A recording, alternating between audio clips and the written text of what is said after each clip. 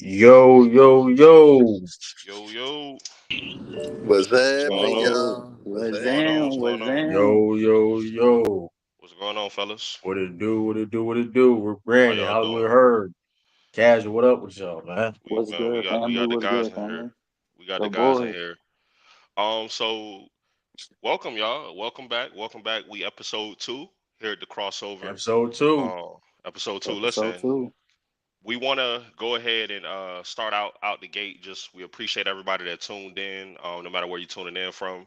We appreciate all the good comments that we saw. Right, we appreciate all the the comments about the feedback, how you all think that we can improve. We appreciate all of that. We want to give a shout out to Lamont FYF. And we also want to take the time out to send, love and prayers to Maria. She will not be in today, but if you could just, make sure y'all sending prayers and love her way. And I want to go ahead and start out by just kind of introducing, who we have on the panel right now. I know, y'all are used to hearing us and, y'all seen us probably on other platforms, but we want to start out just kind of by introducing ourselves to the new viewers who may be new to FYF and also who may be new to the crossover. True, you want to go ahead and start out, good brother? Yo, yo, it's your boys, True the King, in the building, man. Shout out to the crossover. What up, Reed Brandon? What up, Hollywood Heard? What's What up, going Casual? on? What up, what up, what up? What's good? What's good? What's good, family? Salute, man. This Hollywood Hearn, aka Hearn. Y'all done see me on probably every platform that you guys probably support out there. Yes. Just love hoop, love to talk ball, and one of the best trash talkers on YouTube. But could get serious when it comes to talking real ball too, man. So, man, we gonna give y'all a great show. We gonna keep it going. We gonna keep it rocking, man. We appreciate y'all support out there, man. Salute to everybody. Not for sure. Casual, what's going on with you, big dog? What's good? What's good? What's good? It's casual from Vanity Sports Debates. Crossover, FYF. You catch me everywhere. Um, we've been busy this week, man, haven't we? We've been busy. But yeah, listen, it's been a lot going on. I'm gonna be honest, A lot Herm. going So on. Herm, let me Facts. ask you this really quick before we get started, man. I've been seeing the Hollywood Herm thing going around. What is this, man? Is this like your alter ego? Are you out here triggering fanboys, Herm? Like, what's going on, bro? Yeah, Get give I'm us a story. triggering I'm triggering the fanboys and a lot of them saying that I'm the biggest troll and I'm a hater and all this stuff. So since I was called all that, so let me take on this persona, basically Hollywood Hogan, Hollywood Rock, and I just made myself Hollywood Herm. End of This the is day, crazy. I'm gonna be on the controversy side of things throughout these playoffs, throughout these basketball talks, majority of the time. I do it to really challenge myself and to challenge others. Cause really, it's easy to agree all the time. You always gonna need that one person that would disagree to create dialogue, great dialogue. So that's why I be Okay. on the controversial side of things. But Hollywood Herm is my alter ego. I do piss a lot of people off, and I enjoy pissing a lot of people off. I really do I enjoy it. I So see that. I see that. So one group that I noticed that you tend to piss off a lot, the Clippers fans, right? And since we're speaking about the Clippers, I want to speak about one player, Kawhi Leonard, right? We all see the USA men's, Olympic team that's come out. I kind of want to get y'all opinion on that. Just going down, I see right now that we do have Bam Adebayo, who is on that team, Devin Booker, Stephen Curry, Anthony Davis, Kevin Durant, Anthony Edwards, Joel Embiid, Tyrese Halliburton, Drew Holiday, LeBron James, Jason Tatum, and Herm, one of your favorites, Kawhi Leonard from the LA Clippers. So, Herm, we want to start, bro. Get into it. What do you think about the USA Why men's you hating? team? I And do think you feel like there was anyone that was left off? Go ahead. Kyrie Irving should have been on there for sure. I felt like he could be in place of Tyrese Halliburton. Tyrese Halliburton having a great year, but he still has a lot of holes in his game. You need a guy like Kyrie Irving with the package that he has. He could fit in any type of role, especially offensively, and with all that great talent around him, he will flourish for sure. I think guys like Joel Embiid and Kawhi Leonard, they need to rest this offseason. I don't think those two guys need to play in the Olympics. You would love to have your best players, but unfortunately, you don't want them to go down in the Olympics as well due to their health issues. So I honestly think those two guys is question marks. I think we might have to make some quick adjustments before the Olympics. So um, I feel like it's not for certain that those two go play. So we got to figure out some replacements and try to figure out what we need to do. But most definitely, I feel like Kyrie should take the place of Tyrese Halliburton. I think we need to replace Kawhi Leonard with a young up and coming player. I can't think of it off top yet, but I'm gonna make sure to do some real research on that. Who we could replace him with, and we also need to find a replacement for Joel Embiid. Bam, that's a great pick because we know he's one of the best defenders in the game. Of course, we gonna need some more side. We might have to bring some young bulls with us. Give a guy like Pablo a chance from Orlando. Give him a chance to play on Team USA. And I think if he under Anthony Davis and under Bam, I think he'll learn a lot. I think he'll pick up a lot of great things and show his great talent that I think he will end up being one of the best down the line. So Okay. honestly, we got to find replacements for Joel Embiid and Kawhi. And if it was up to me, Tyrese Halliburton would be off and Kyrie Irving would be on. That's my Okay. thoughts of Team USA. Okay. So salute Herm. Well, Hollywood Herm. Salute to that, bro. I see. Let me look down the list. I see that we got Jason Tatum, who's on that list. And if y'all know True the King, y'all know he's a big Celtics fan. So True, I kind of want to get to you and what's your opinion on it? The USA Olympic team right now. And do you feel like there was anyone that was Um, snubbed? Who do you think maybe should have been added? Go ahead. no, nobody was snub on this team. You have a team with this much talent. I mean, it's only so many. It's just, you can't have everybody, right? It's nobody snub. I think it's disrespectful saying somebody got snubbed for the people that made the team. Um, I understand that the Kyrie talk, so he got snubbed or Jalen Brunson got snubbed, but it's all about fit, right? And we understand Kyrie Irving, Jalen Brunson. A lot of people think they're. I mean, I think he's better than Tyrese Halliburton, but Halliburton fits the team better when it comes to his passing ability and facilitating. There's already enough scorers on the team. Kyrie Irving, Jalen Brunson, those are go-to scorers. We already have this USA team already have a bunch of go-to scorers, so it's like that's not needed. So other things are needed in the game of basketball. So I mean, I think listen, this team has a lot of potential. The potential it could potential to be the greatest USA team of all Nah, you time, in going my too opinion. far. You going too It far. has it has potential because I mean, listen, I mean, Hell granted, no. shout out to that '92 Dream Team. I mean, when it comes to helping spread the game globally, the NBA globally per se. But I mean, listen, the competition from the around the world compared to now is different. And then, like I said before, I mean, you got a lot of these dudes on the team and they prime are still playing a very high level of basketball. So I mean, I like the team. And I mean, going back to the injuries comments per se of Joel Embiid and Kawhi, I don't make most likely they won't make it. But if I had to choose somebody, um, I'll choose Mikal. I would go with Mikal or and Okay. to replace Kawhi, and for a big man, I would get Chet Holmgren or Evan Mobley. Okay. Okay. Um. So, hey, listen, casual, you there? Yes, sir. Yes, sir. Hey, so all right, man. Listen, I have my opinion on the roster, right? Who I feel like probably should have been left off, and but I'm hearing the guys, right? Like they're saying Tyrese Halliburton. How do you feel? Like, do you feel like he should have been left off? If not, like, what do you think about the team? And if uh, he should have been left off, who do you put on the team? Go ahead.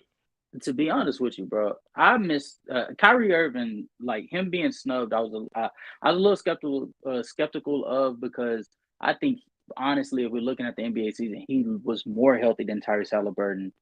Even though Tyrese had the better start to the season, but he said something that really made me think. Like if you really think about it, back in the day, the way that they judged who was going to be on the Team USA team was they had them come in. they'll stay for like a week in Las Vegas Hmm. or whatnot, They and competed. they competed with one another, and they judged who was going to be on the roster based off of fit, based off of effort, based off of egos or whatnot. And so like the fact that now we're just judging based off of talent.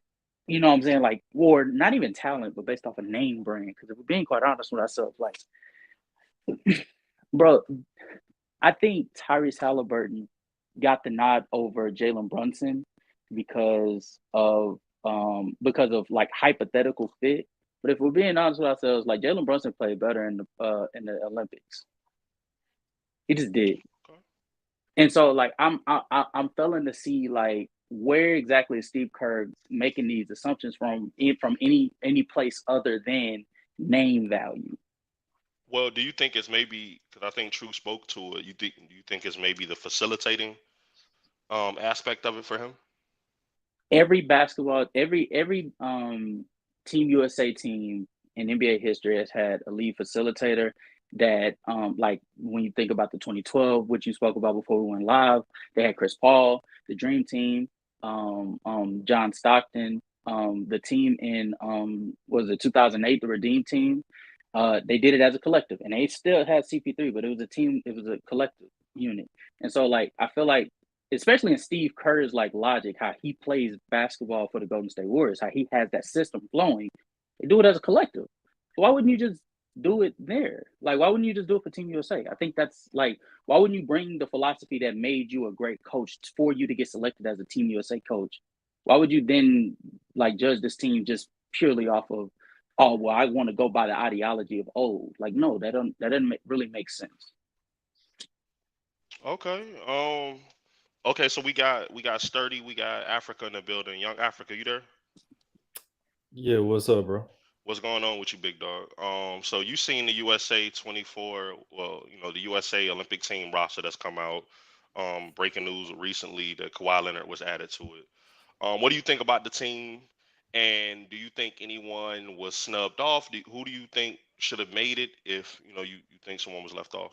Oh yeah, you put the team back up again. Yeah, look, Mhm.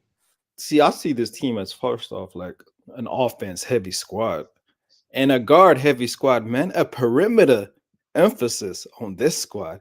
Hey, what's up with Devin Booker on the team? Overkill. We don't need Devin Booker. Get him out of here. We don't need Tyrese Halliburton like that. Get him out of here, man. Hey, where's the bigs? Hey, evidently, Team USA ain't learned from what happened in the World Championships, man. Hey, the world plays two bigs for the most part.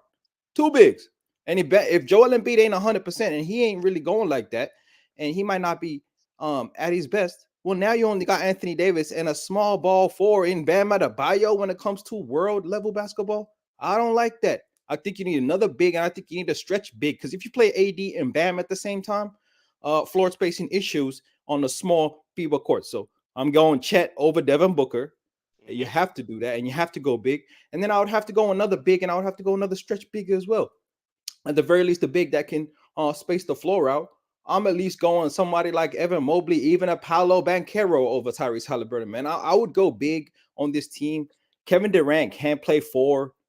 Um, LeBron James, can he play against the bigs of the world? And if he does, is that what you want to do at the four position? Kawhi can't play the four in FIBA. Jason Tatum can't play the four at FIBA. So I don't know what they're doing, man. I don't really like the We need a squad's replacement balance. for Kawhi too. Hmm?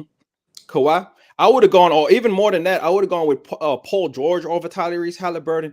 At least he can play the three and the four, and he would make this team more versatile at 6'8", 6'9", two-way player. At the very least, man, I would have gone with more wings and bigs than guards. We got Anthony Edwards and Devin Booker that do very similar things. I would go with because of the athleticism, but we don't need no Tyrese Halliburton on top of a Booker, on top of a Curry, on top of a Anthony Edwards. That's crazy. I don't know. No, for Too many sure. scorers, I'm saying. Okay, okay, for sure. Sturdy, you there? Yeah, yeah, yeah. What's going on, bro? How you doing today, bro? So we talking about the USA Olympic team. The roster just got released with not Kyrie Irving. I'm sorry, Kawhi Leonard being added late. How do you feel about this team? Like, do you feel like anyone was snubbed off? And if so, then who do you feel like should have been on the team? Uh, I don't believe anybody got snubbed off. To be honest with you, similar to what True said, I think this is arguably one of the most talented teams that we put together in a while. To be honest with you, and I'm surprised Young Africa didn't touch on this point. It's also the most versatile teams we put on paper in a while. Arguably the most versatile team USA that we ever had. First of Oh all, yeah, if anyone for noticed, basketball, for NBA so basketball starter, I would agree. For yeah, NBA well, basketball, yeah, you're you know saying what it NBA is, Africa. basketball, right? Yeah, Africa, you know what it is. Like, when um when you gave your take, I was like calm, just doing another Oh, thing, okay, being that's what it busy, is. proactive. Okay, okay, You know what I'm okay, saying? okay. But I was It just, is I'm what just it is. saying this in terms of that, right? You guys notice, shout out to Sean. Well, Steph Curry is the smallest guy on the team.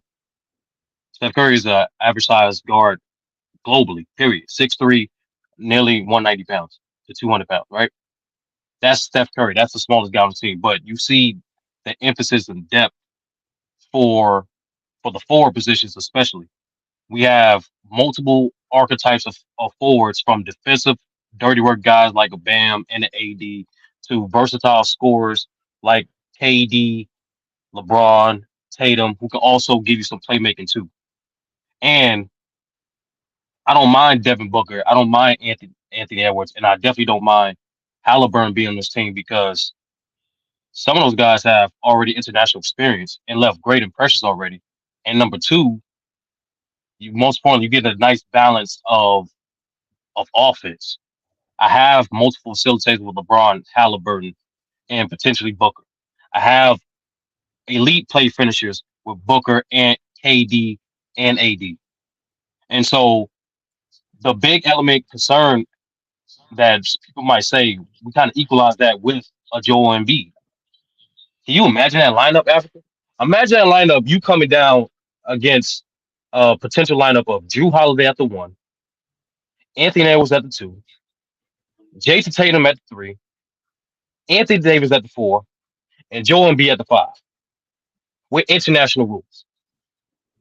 So not only, so to me, that no matter what versatile lineups we put out there, we're always going to have multiple switchability, so that we're only susceptible to some of the quick guards in the international game, but also we can still maintain our paint presence, because some of those guys are the elite finishers in the world with Joel Embiid, Anthony Davis, and LeBron James. So I think this team potentially, and I want to conclude with this: this team does have the potential to be arguably the greatest team we assembled, because of the potential of these guys to finish their career. Tatum is extremely young. Anthony Edwards is extremely young. Halliburton is extremely young. Booker is still in his prime. And we already know the accolades of KD, LeBron, and Curry. So what I'm simply saying, when it's all said and done, I would not be surprised they have similar accolades, if not surpass his accolades of that 92 and 2012 Olympic team. Okay, so I got a that actually. question. I have Oh, one go ahead, question. go ahead, go ahead. Wait, so Sturdy, are you saying that they like as are you saying that they have potential to be the greatest USA team assembled because of what the other players outside of like the LeBron, KD, and the Currys obviously are going to do later in their career? Or are you saying they're the greatest because of where they are right now No, I'm as saying a players? combination of both. Just how this team was simple was a combination of like veteran presence, future, and Olympic presence, international presence. That's what I'm saying in regards to their accomplishments. Of course, I'm saying you can't compare, like, like Tyrese Halliburton to a John Stockton in '92, or Anthony Edwards to like a Scottie Pippen. You know what I mean? Those not tangible. Those not the sample size of those games, even at that stage of career, isn't feasible, isn't fair. But I'm saying you could project the way these guys, what we've shown so far in the Olympic Games and in the NBA, that, like I said before, I would not be surprised if they had accomplished more. They're not too shy in comparison to where those athletes accumulated in 1992. Already, they're not that far away from all NBA teams already. With this collection of talent, they're not that far away from all NBA teams. And who's to say guys on this team won't accumulate MVPs throughout their career? Right, but so that actually was gonna take me into the next point though, right? Because I was kind of sitting back, and of course we're looking at the roster for this team that's coming up, and bro, it's like we can't deny their star power here, right? Like we can't deny there's talent here. But I was thinking about kind of like, okay, let's look at some of the other teams that we've had before, and I kind of wanted to ask like the panel, where do y'all feel like this team would rank, right? Just off of just off of talent, names. Where do y'all feel like it would rank? We got the Redeem team, which is personally one of my favorites. You got the Dream team. You got that 2012 roster as well. Where do y'all think this team ranks? It's not in the top 5. This is Facts. not in the top 5. It's not. It's not even better. It's not even better than the '96 Dream Team. Oh, it's not close to the '96 Dream Team. Not close. It's not even close. So I But mean, here's okay, you talking about with talent. Okay, with talent, but here's the thing though, and y'all like we had to understand this too about USA basketball too. It's not about the names per se. It's not about well, this person's name is about fit when it comes to the team. And so I don't know. I mean, we will see. I mean, like you said, off of name value, I don't Yeah. think nobody will top 92. This If you want this to talk one Like, of about this one balance, of the this one of the but most they definitely balanced. top 5 This one of the most balanced balanced team. rosters put together like ever. Like Yeah. even that great So as that '92 team was, they were still susceptible to quick guards even of their time. That's not the case. We don't have. Look, how many weaknesses do you out? I ask y'all a question, Herman Africa. How many weaknesses do you project this team in the Olympics? Like on paper, what's the what's the um, what's what's the weaknesses from a personal perspective? rebound is gonna be a weakness. Our all perimeter right, bro. defense. All right. Our perimeter defense is not Oh gonna yeah, be we're not great. telling the truth. We're not telling the Let truth. on let that man. Hold on, man. Let that man finish. Let that man I cook. mean, My fault. My fault. this just being honest though. Y'all gonna say what y'all want to say. If we only gotta rely on a one-legged Joel Embiid and facts. Bam Adebayo and Anthony That's not what he Davis asked to though. take her, no, My no. I fault. mean, he has Let weaknesses. him man. So Let him man. Let him so man. shut the hell up. Shut the hell up. Stay in your lane. End of the day, this team is not really that. Tyrese Halliburton is a liability defensively. They gonna Facts. torch Absolutely. that boy. They gonna Facts. kill him. And plus, you Steph can play Curry. more. You can play more physical. You can hand check a little bit in international ball.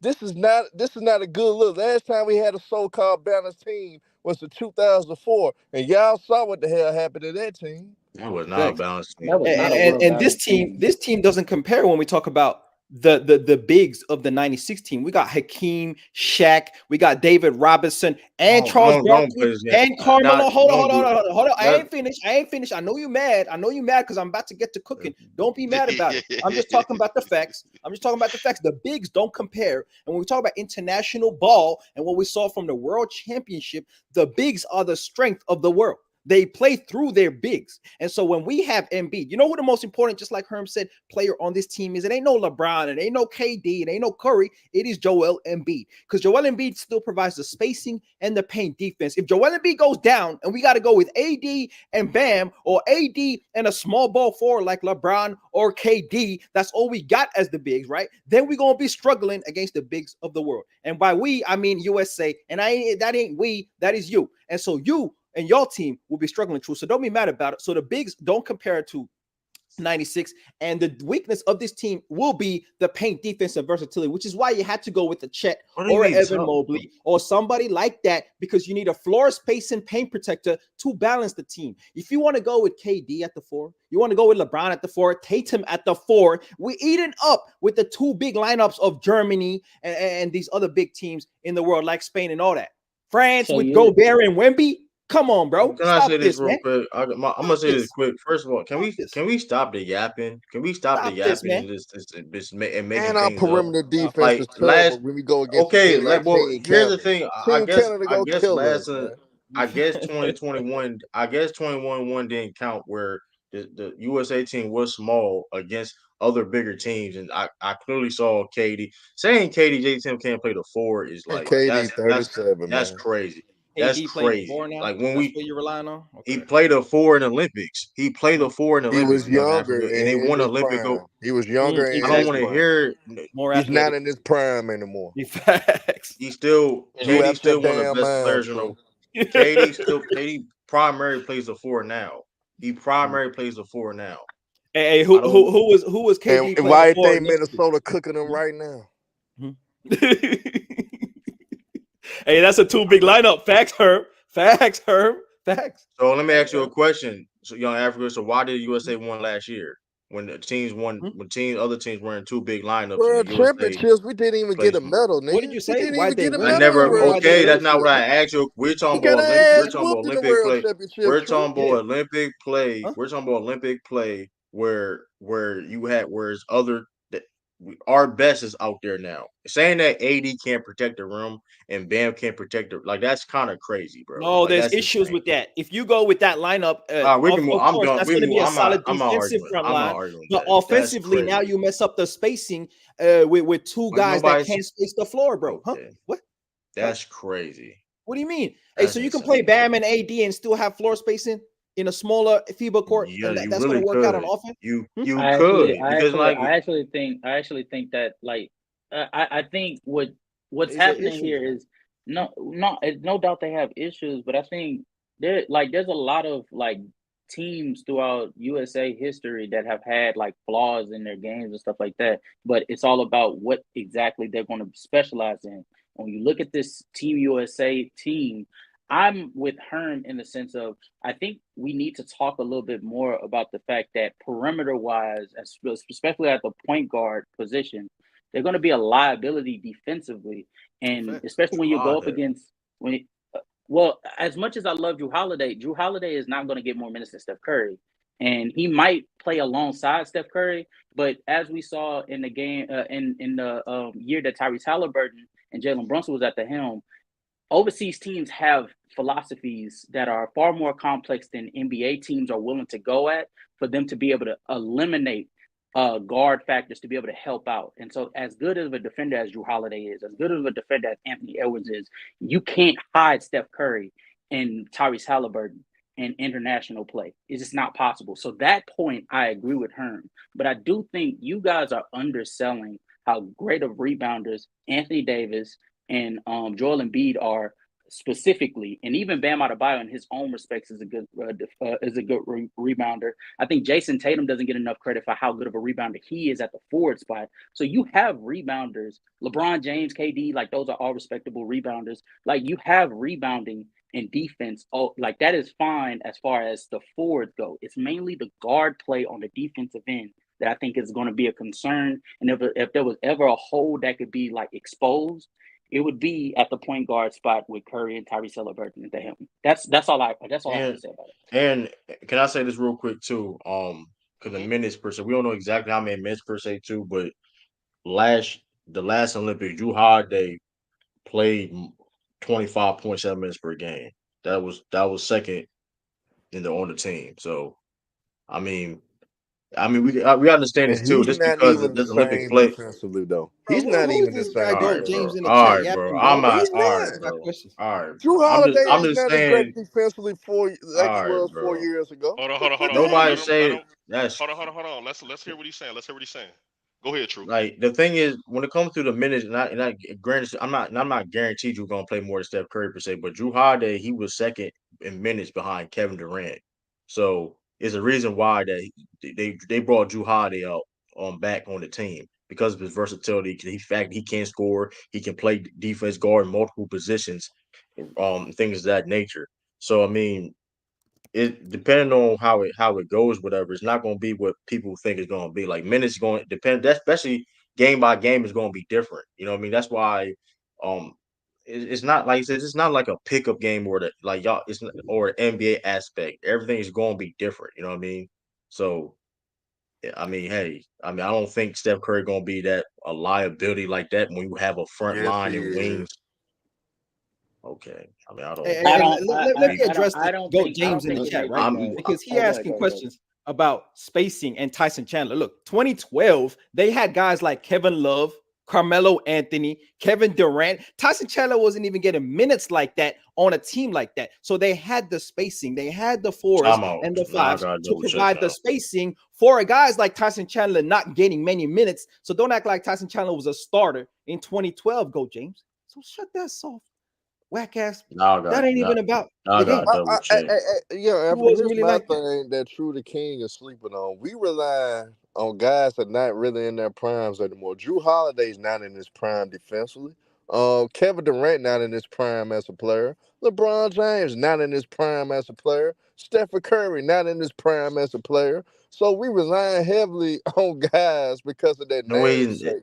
I don't think this How we team. were lying. I don't think this team is greatly constructed like you guys may think. Joel Embiid is going to be on one leg, whether y'all like it or not. That boy, he's gonna be on one leg. If he plays, We he's not gonna be okay. If 100% he at is all. hurt, okay. We're talking. Okay, the roster itself. If everybody's healthy, y'all having okay. We understand. Joel If Embiid's not Gumby gonna is be hurt, healthy no matter what. Well, okay. Herb, Well, he won't we play. He won't play. He well, won't play. I will say this, Herb, and we'll get to this later, but like, trust me, there'll be about time Philly get eliminated from the playoffs. You have plenty of time to recuperate. It'll be literally at least 3 months before they even get into any serious competition. So that's not the problem.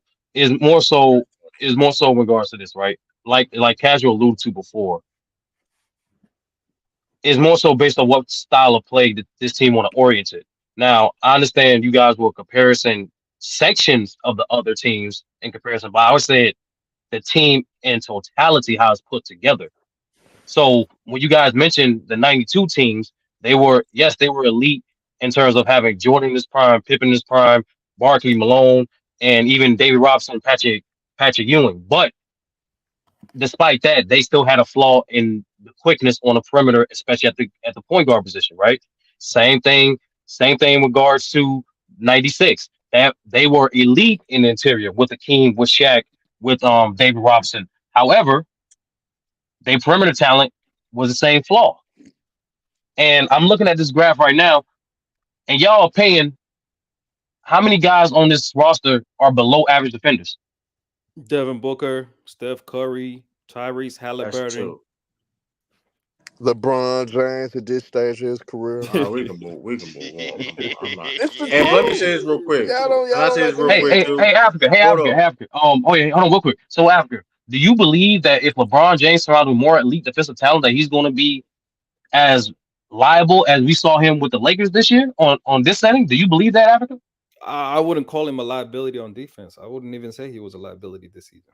No. Wait, Oh, nah, okay. You know what I'm saying. we know. But Hold on. Can I say this But too? what the point about is, Steph Curry, Tyrese, and Devin Booker? What do you think about but the guys that are going to play a lot of minutes on the perimeter? What do you think They're about no, not. that's You the don't point, know. You Africa. That's don't the know point. how many minutes they're Even gonna no, play. like I You don't said, know how many Devin minutes Booker they're getting gonna cooked play. right now. hold on. Hold There is on. no Let perfect. 30 go, and then we're gonna get True. And There is Mark. no.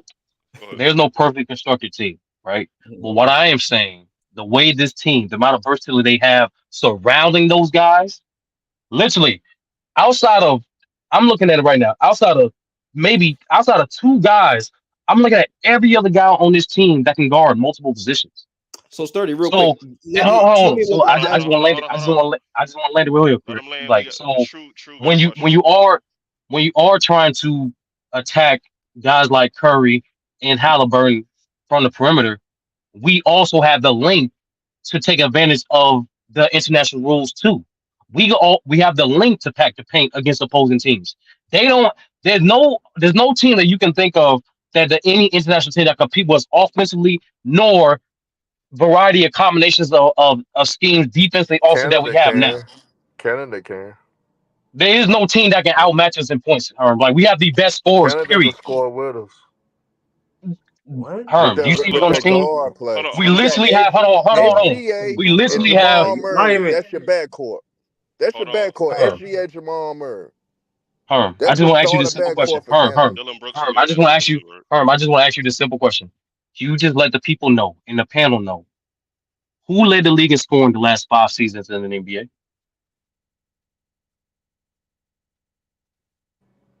Sturdy, you missing the point. International play is different. I International know, play is different from this bullshit Herm, that y'all trying to feed right now. This is Hit that thing at the BS. Herm. At the crossover, we don't dodge no questions, brother. We don't dodge no smoke. We don't dodge no smoke in here. That is true. I just ask you a simple question. How can you please let the people know in the panel know in the last 5 seasons who led the league in scoring? Man, who cares about that, man? Hey, look, hold Well, my on. So whole That's look, thing is, relevant. hold on, hold on, That's hold on, hold on, relevant. hold Hold on. on. Hold on. I just want to land here. you know what, That's relevant. That's relevant because Herm, you look at your screen. Not only majority guys led the league in scoring are on this list, but also the guys in the top 5, especially in the top 10, including the elite and international players, are on this team. The only nigga that was top 10 in elite scoring from the last 5 seasons that's not on this team is Donovan Mitchell. and Bro, Okay, you go act ahead, like go, you Well, act go like ahead. I offense think Hold was you on, the hold on, best hold thing on. in forgetting. the I world. think you and here's forgetting the about thing. France, Hold on. man, Hold with on, let True, Giannis. let Yeah, True, Right, but let yeah. here's True. the and Let True France didn't finish. even do okay with that. This is what I be saying too. Y'all be talking about the international game. Like France didn't even We do ain't good got no last match year for in FIBA. Wemby, Gobert, and France, Giannis. They gonna okay. With Hold kill that, on, us. hold with on. to your Let True point. rock. Let True But rock. hold up. With that being said, though, Victor Wembanyama wasn't on the team last year, and y'all and okay, and France didn't do good. The majority of people on the Olympic team this year wasn't on that team last year. The only people that's bright is Avery Edwards and Tyrese Halliburton, and Avery Edwards was the best player on the team. So he did good in FIBA. So it's like, I mean, these guys from Olympics have played well in the past before. You bringing them in this year, adding Steph Curry. He's never been Olympics, but still, he's one of the best players in the world. I mean, and then like you said, listen, y'all Africa too. Y'all got listen. If you're gonna sit here and say information, say that Tyson Chandler was a starter in 2012. That was crazy. You said it so confidently, like he wasn't a What? starter. He was a starter. Okay, so okay. If he was starting, He how was a many minutes did starter. he average? No, hold on. How many minutes did he It don't average last matter. He year? was a starter. No, You no, no, no, said no, it. no, It no. don't How many matter. minutes He did he was a average, True? starter. How many? What do you mean it It don't don't matter? How matter. many How minutes did many? he You average then? ask me. You tell me. You tell me. Cause I know. Okay, You well, he tell didn't me. play I know. starter minutes then because he played the No, third that's least not the amount of no. minutes I don't want to on hear the that, team bro. per game. So don't talk to me about starting. No, Okay. you trying to make a point like you Okay. He finessing did like you made start a it. big point. He did He start averaged it, but the the third point is, least he minutes started. per game. Hey, no, not true. You Okay. can't finesse the facts, bro. Okay. Even if he starts, he playing 10 So that's minutes a a game, so acting like he got a big role on the squad. No, they had floor spacing players. They had Kevin Durant, Carmelo Anthony, we Kobe don't Bryant, have four Kevin Love. spacing Yeah, players. yeah. So we don't have four Like, spacing players. no. This We this don't the have point. four spacing I don't know players. if you was hearing me. If you don't have Embiid that's playing at a high level and he's not able to go, now you have a lack of floor spacing with your bigs. If you're gonna go with AD and Bam or AD and LeBron, for Hey, But example, hold we on, you're hold gonna on, want, hold have on, to hold on. play but, small ball. Hold but on, I hold don't up. think With real that's that quick. being said, though, I don't True, think with that's that true. being Drop the said, link. Drop the link for Goat James. Like, let's get Goat James up here. Go ahead though, Africa, because you doing your thing. Go no, ahead, no. bro. I'm just saying, no need to finesse the Tyson Chandler point when I was talking oh about James a not big going. He role not on the gonna come. team, and I'm not talking about He not floor gonna come spacing with in. one player. I'm Just saying if you drop the play link for him. AD and I Bam at know. the same time, I know. Go that's James. He's not gonna come in. gonna have problems. But Arthur, Africa, you gotta say. Let me Africa, say it. Africa. I just want to ask you a simple question, bro. You look at this team. You really think that we don't have elite shooting at multiple positions? Like you don't think no matter what combination of players we put on, there's gonna be a bare minimum of 2 to 3 elite shooters on the floor? Elite One shooting or two might be a people little that bit of really a can't stretch, shoot. but What do you mean? Two And elite shooters on everybody the else floor is not compared to enough. everybody else Two around or the three No, world. is I not said enough. two Compared to to everybody else three. I around the said world. 2 to 3. Even We three can is actually put not out. enough. We can hold on. That's thing after we have the potential to actually put out 5 and still not be as liable as multiple defensive spots as before. I think you are. I That's think the in the point. paint, if you play five out, you would have liabilities in terms of paint defense. You would rebounding and paint defense. You would. No, I'm saying that's the thing, Africa. With a Joel Embiid, you can still play 5 out, and you still play 5 out with Kevin Durant, and you still don't have liable paint defense, bro. Look at, hold on. Pay attention to the international rules. The international rules also benefit us too. It ain't just one sided. Sturdy. My premise was if Joel Embiid isn't 100%, you're gonna be vulnerable in the paint. You're gonna have to No, and choose that's between defense and and that's why I offense. said. Is my point. That's why I If said. Joel Embiid can't Hey, go, Joel Embiid, I said he's the most important player on this hey, team for look. that exact No, reason. He can provide both. Africa. Hold on, That's hold why on, I hold on, said hold on, hold on. earlier. We good, we good, I we good. believe Joel Embiid will be Hold healthy on. going to Okay the then. Olympics, bro. There's gonna be at least Hey, 3 months. 3 months. listen. All right, Okay so then. look. Yeah, listen. All y'all been cooking. Chat tell us who do y'all have, bro? Hey, Go Like James don't want that smoke. All that who talking, Brandon. He don't want that smoke though. He talking that talk, but he Go don't want James. to I hear that Nigga, wouldn't smoke. Go Tyson James. Chandler wasn't a starter. Like, Go come on, James. I bro. wouldn't let Like, nobody that talk was to me like crazy. that. I'm just saying, but No, he don't want that. He want to talk a little loud in hold the on. chat, but he ain't gonna click the link. It's But okay. listen. So we thank, talking about thank the you, men's league. thank you for the convo, Go James. Thank you. But listen. So we talking about the men's league, and the Olympics. I do want to cover something on the WNBA side, right? And shout out to Maria. Like I said, once again, y'all make sure y'all send prayers out to her. Here at the crossover, we do stand with her. We do support her, Absolutely. and we can't wait till she get back with us, y'all. Like, cause we definitely need Maria on our panel with us. And salute to H from the UK as well. But so Absolutely. I was scrolling Twitter the other day, right? Trying to build and make sure y'all do this. Make sure y'all go and follow the crossover Twitter account. We actually do lives over there. We do spaces over there. Yes, sir. Randomly throughout the week. So if you want to be a part of great conversations, we're actually on Twitter as well. So go ahead. It is the crossover at the crossover FYF. Make sure y'all follow that account as well. But so as I'm scrolling Twitter, I see a comment right from Mr. Joe Biden. And the comment is, I'll read it. Women in sports continue to push new boundaries and inspire us all. But right now, we're seeing that even if you're the best, women are not paid their fair share. It's time that we give our daughters the same opportunities as our sons and ensure women are paid what they deserve, right? So that's from President Biden. And I've also been seeing a lot of comments from, people who are kind of upset with the wage gaps, right? The salary differences. I believe Caitlin Clark's salary came out and people were appalled at what she was getting paid.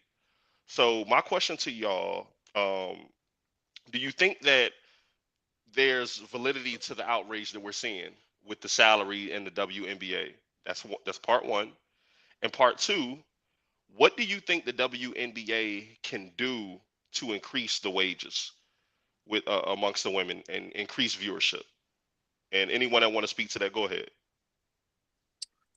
I'm guessing I'm gonna go ahead and take over on this one. So I want to start by sticking with the WNBA and talking about sports. Just to throw out some facts real quick, just so chat can be able to oh, casual in itself is crazy. Just so you guys can be able to know, the WNBA player's salary this year averages at about 76,535. That is significantly less than an NBA contract because I mean that would be the parameters that we would be comparing them to.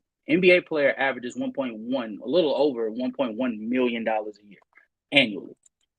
The NBA averages $10.58 billion in revenue every year for the last like 2 to 3 years, to be quite honest with you.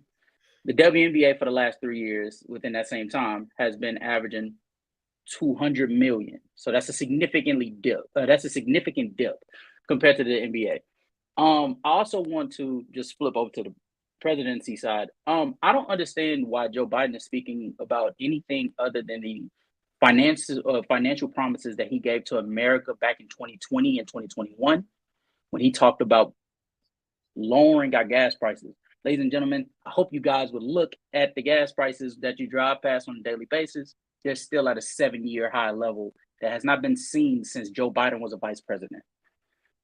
Just wanted to throw that out there. But the main reason why the WNBA is not financially capable of giving these people as much contracts as the NBA is because, to be quite honest with you, the WNBA just started to catch up as far as talent-wise. If we're being honest with ourselves, as far as like viewership and really just production-wise, the WNBA is back in like the 80s and 90s where the NBA was. They're catching up, but it's a slow process. And it's speeding up definitely because they have a generational talent, multiple talents that are like arguably generational, and Caitlin Clark and Angel Reese and Andrea Jackson and I'm sorry, I'm forgetting the big girl's name, 6'7" center, coming out of North Carolina. Not North Carolina. Is it North Carolina or is it North? Yeah, it's North Carolina, right? Like that, the WNBA has a shit ton of. Yes, Biden sucks, Andrew. The WNBA has like a shit ton of talent that's coming in that's going to draw ticket sales and it's going to rise the WNBA to heights that they've never seen before. But people have to also realize it takes about 2 to 3 years for you to notice that financial gain. So for the time being, they're going to get the same contracts, get the same revenue. They're still going to be on the same TV deal. It's going to be the same thing. South Carolina, appreciate you, brother. But like True. Check the that's private chat. typically that's exactly what the WNBA is dealing with. It's just a talent gap between them and the other basketball network or brand that they're being compared to. It's just a significantly different process that they're in. That's all.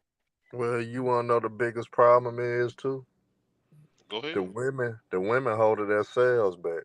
Um, in the sense they got to embrace the Angel Reese's and the Caitlin Clarks getting all this money right now. That's Hmm. the only way changes are going to come. Hating on Caitlin Clark because she getting a $20 million endorsement for Nike. That's ridiculous, man. Y'all should be happy that you guys are getting recognition. Yes, is she the best player ever to get the most money? No. She wasn't better than quite a few players, but at the same time, change got to start somewhere. And by the women not embracing it, that's what's gonna keep holding them back. That's what's gonna keep the WNBA from growing and women's basketball in general from growing. They are the current players. Excuse my noise. Yeah, excuse the noise. Some car was doing that, but at end of the day, they gotta embrace this stuff and come together. That's how they gonna get changed. If they keep hating and keep throwing slick shots at Caitlin Clark or the Angel Reeses because they making more money than they ever probably made in their whole basketball careers, the WNBA gonna keep having these problems, man. And they will never get the type of salaries that they want. So they gotta keep that in mind, and they gotta embrace everything. It's gotta start for somewhere.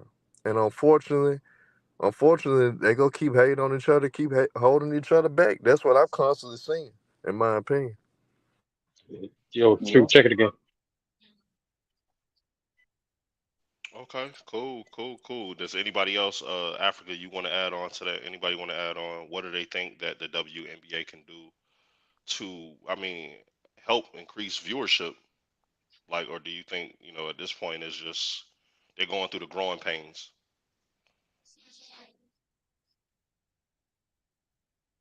Uh, Going, I guess Africa, do you if you don't have are you, anything, I just want to answer a question real quick. True, I'll let you cook in just 1 second. Kilty asks, does WNBA players got to create more stars and watchability? I'm guessing he's saying, does WNBA need to create more stars and watchability? It's up to the league to market the league and players correctly. I don't think that the WNBA can be able to market them the way that people think that they should, because you're comparing them to the NBA. The NBA has more money for them to start to big up some of these players. You know what I'm saying? So they can afford to risk putting a player on a big stage or something like that. When it comes to the WNBA, they really need to be selective with who they choose. And unfortunately, like, this is the harsh reality of things. Some of these WNBA players, although they're phenomenal players within their realm, they're not entertaining enough to justify you pushing a big, you know what I'm saying, you pushing the entire WNBA on their back. Now they have that coming in with shout out to Jared Thomas talking about Camila Cardoso, Cameron Brink, Caitlin Clark, obviously, Angel Reese. Like, you have those talents, those big ticket sellers that's going to be able to come in. They're going to draw you ticket sales, and they are good enough to be able to perform at a level that's entertaining and good enough for you to justify putting the WNBA on them and saying, "Hey, take us forward." Well, casual, I think so. I do think that I think we're going in a better direction with the WNBA. I think they're going in a good direction, right? Like, even with the NCAA tournament, I'm not gonna lie to y'all. I was more interested in the women's side of it this year than I was the Hmm. men's. They definitely had storylines this year. So we're looking at that. I'm gonna be honest. I You think can't pay that them more money if they don't have it. I'm sorry, well, I was just responding to his chat. I'm oh sorry, no, no, Brandon. no, you good, you good, you good. But basically, just looking at it, right? I Yo, true. spoke Check on check it again. and I spoke on it. I spoke on this before, where I was saying, I think that maybe the WNBA needs to look into maybe moving some of these teams to yeah, different drop it cities, right? Because, like, if you're in Dallas, you're not gonna want to go see the WNBA. You're gonna probably go see the Mavs. You're probably gonna go see the Cowboys. You're probably gonna go see the Rangers. Things like that. LA, you got so many options, right? You have too many options in LA. So why would I go catch the Sparks? So my thinking is move some of these teams to some of these college towns, right? Because even when we're watching the games in the NCAA tournament, it was the feel that we were getting watching the game, right? Like the people were invested in it. The noise was crazy, right? So maybe the WNBA needs to look into moving some of these teams out of these markets that are already congested with options. The only reason I would the only reason I would disagree with that is because I think I think it's twofold. I agree with you in the sense that it can be a little expensive you being like the LA Sparks, you being in LA. That's an expensive fee that you're Right. paying for a time in the Staples Center or the crypto arena. You know what I'm saying? Like that's not cheap. But I think the flip side to it is if you take them to a smaller city, there's a chance that like it's not every city is lucky enough to be like a OKC or a Seattle where like the fans are such diehard basketball fans. Some of these cities that you would send them to that are like cousins to Los Angeles or cousins to Atlanta, like these are cities that like they don't truly care about basketball. They probably have their hearts elsewhere, football or hockey or baseball, and so they're not going to be that in tune. And so that's why I don't necessarily think that may be the answer. I think the answer is truly going to show within the next 2 to 3 years. I think the TV deal renewal is going to tell you where they're at financially, well, based on what ESPN is willing to offer them or any other TV production is willing to offer them. I think endorsers are going to come knocking at their door for the sake of Caitlin Clark, for the sake of Angel Reese, for the sake of, so on and so forth, for the sake on even the NBA players WNBA players that are already there, like Aja Wilson, is going to command, you're going to truly see the profitability of WNBA in the next coming years. I think, though, let's not get too hasty just because Caitlin Clark and them are in the WNBA. Let's wait a couple years just so we can see the true impact of them being on the floor. I definitely agree with you, and I also agree with Herm. I think we're going to need the stars now or the legends of the WNBA. They're going to have to speak life into these young ladies that's coming into the league. You can't keep having this. Oh well, we built this for you all, and y'all better show us respect. You can't keep having that mentality. But no, listen. So what I want to do is I want to get into some of these awards, right? There are a lot of awards that are, coming up right now. I have my opinion on a few of them. I'm passionate about one of them. True knows this. But I want to go ahead and get into. Brandon, real quick, can you touch upon the fights real quick? Yeah, that's that's cool. So basically, we talk about the fights. Give me 1 second here. I'm sorry. So we have Haney versus Garcia. That's going down. My man, Go James, man, what's good, brother? Oh snap! Go James, what's good, Yo, brother? what's up with it, man? I didn't even know he talked. This is crazy. Man, look, man, I be up on the panel every now and then. You know what I'm saying? But I really don't come up much. But I had to go and come up this one time, man. So what brought you up? Right. What brought you up today, Go James, man? What up, man, I'm getting tired of these niggas. I'm getting tired of these little niggas. Hey, don't interrupt me, nigga. Watch the language. Watch the language. Oh, my bad. My bad. Who's you, man? What? Africa, Hey, let him rock. Africa, come on. Hey, I'm just getting tired of these little clowns out here. You know what I'm saying? Running their damn mouth, trying to be like everybody else, nigga. Herm do what he do, you feel me? I don't care about all that. You up here running your mouth. Yeah, AD and Bam can't space the floor. They can't do this. They can't do that. Who is you? Who is you, bro? Huh? What? Who you is now? I think he's talking to you, Africa.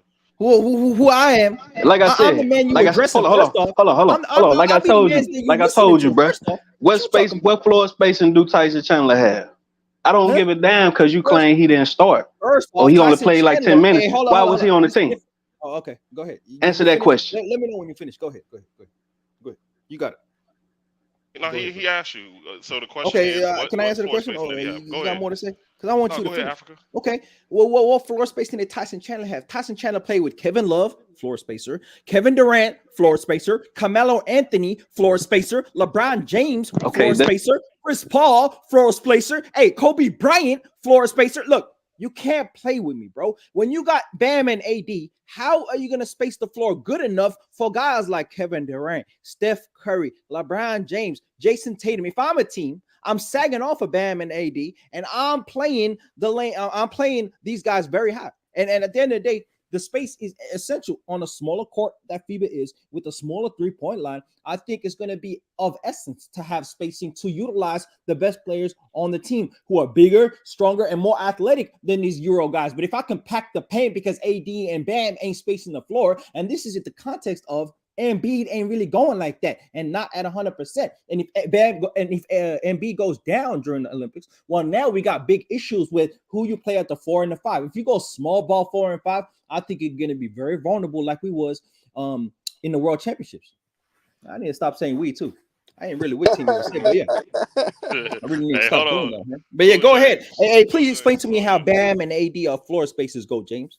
Please do. Please do. See, this is what happens, bro. You put the pressure on, dudes crumble, man. Get crossed up. Hold on. Africa, we got to do the countdown. We got to count from 10. Oh, okay, go ahead. He might be down. He might not be out, though. Oh, okay. 1, 2. Y'all chat, count with me. 3, 4, 5. Wait, hold up. I got to get my mic straight. Hold on. Hey, yo. Hey, go ahead, man. Go ahead. Go ahead. Yeah, I had to get my mic straight. I had to get my mic straight. You know what I'm saying? No, I know the look. Like I said, bro. I like how you just, you know what I'm saying, run around the question that I asked. I asked you specifically about one player, and you brought up 10 other guys. So, like I told you. What? Did I not ask you a question about Tyson Chandler? Okay, but I asked you about Tyson. Do you understand the question that I asked you? Hey, I don't know if you understand what spacing is. Okay, hold on. Let's just answer this, right? Just answer this, right? So why would you say Bam and AD can't space the floor? You brought up no other players that play around them. But then when I asked you the question about Tyson, he played with Kobe and LeBron's and all these guys. Man, come on, bro. Like I said, man, you called me up here for this smoke, and I gave it to you. You don't know basketball, evidently. No, you don't know nothing, man. You know why? You don't know basketball, bro. Tyson Chandler was the only guy on that unit in 2012 that wasn't spacing the floor on a consistent basis. When you talk about the bigs that they were playing at the 4 and the 5, you know the difference between Bam and AD. Hold on. So can Bam and AD shoot the ball? Space the floor.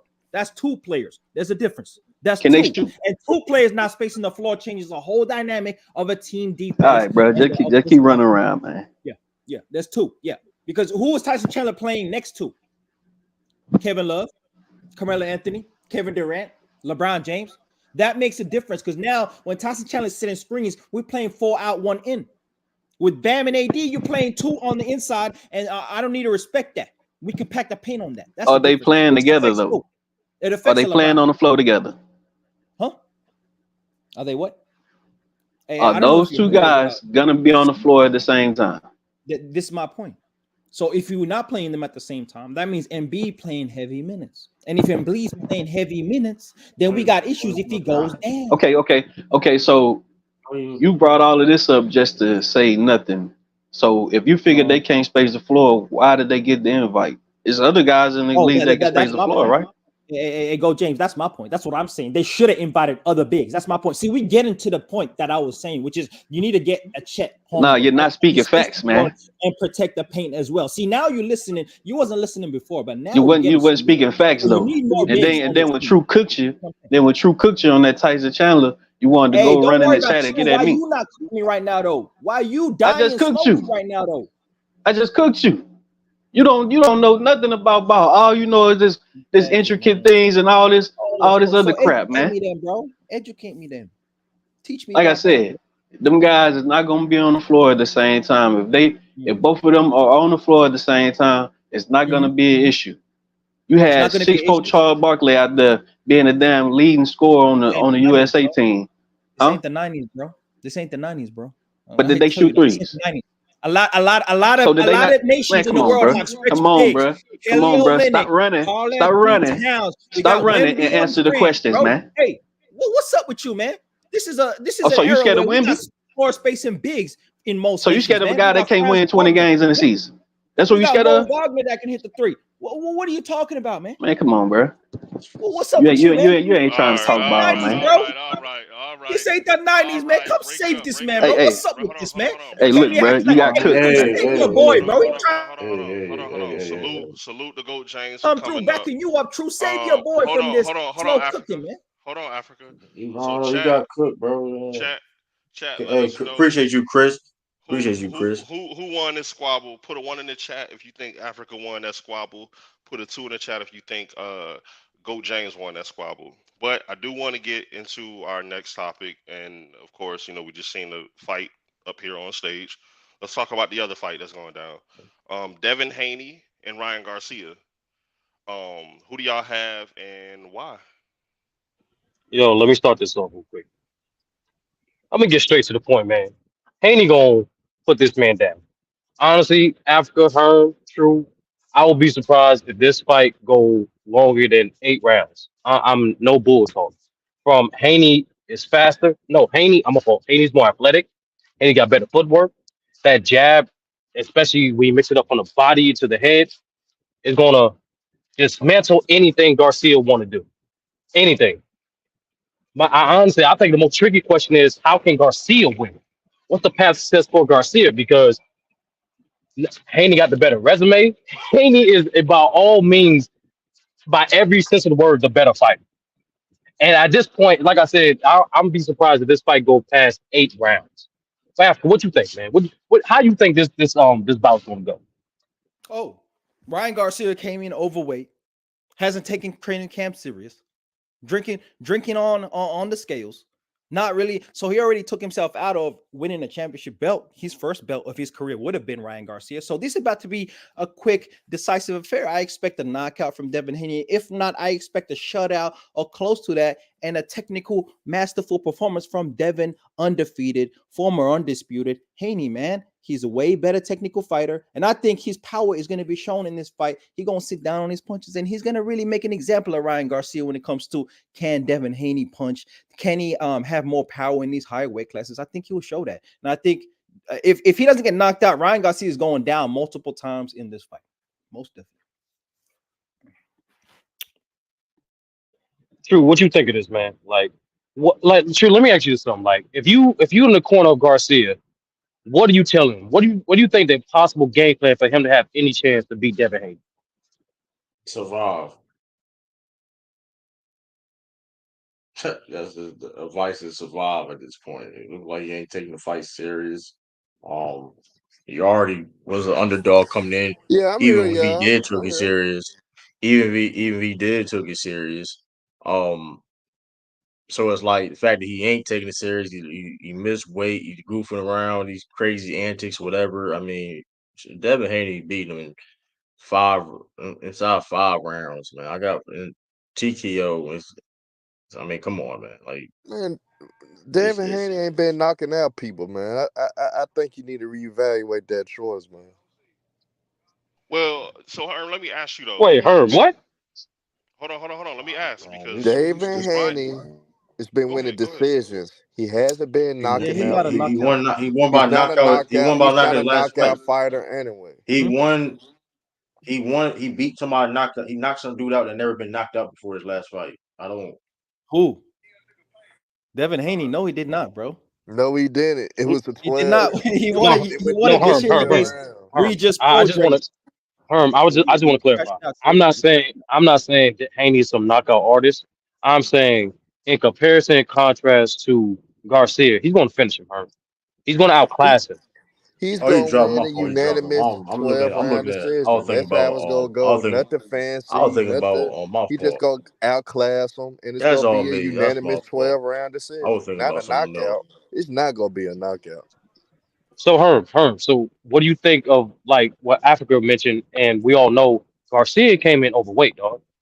Mm. Even when you look at him, he clearly not in the best of shape, and this is arguably the best fighter that Garcia has fought in his career, arguably.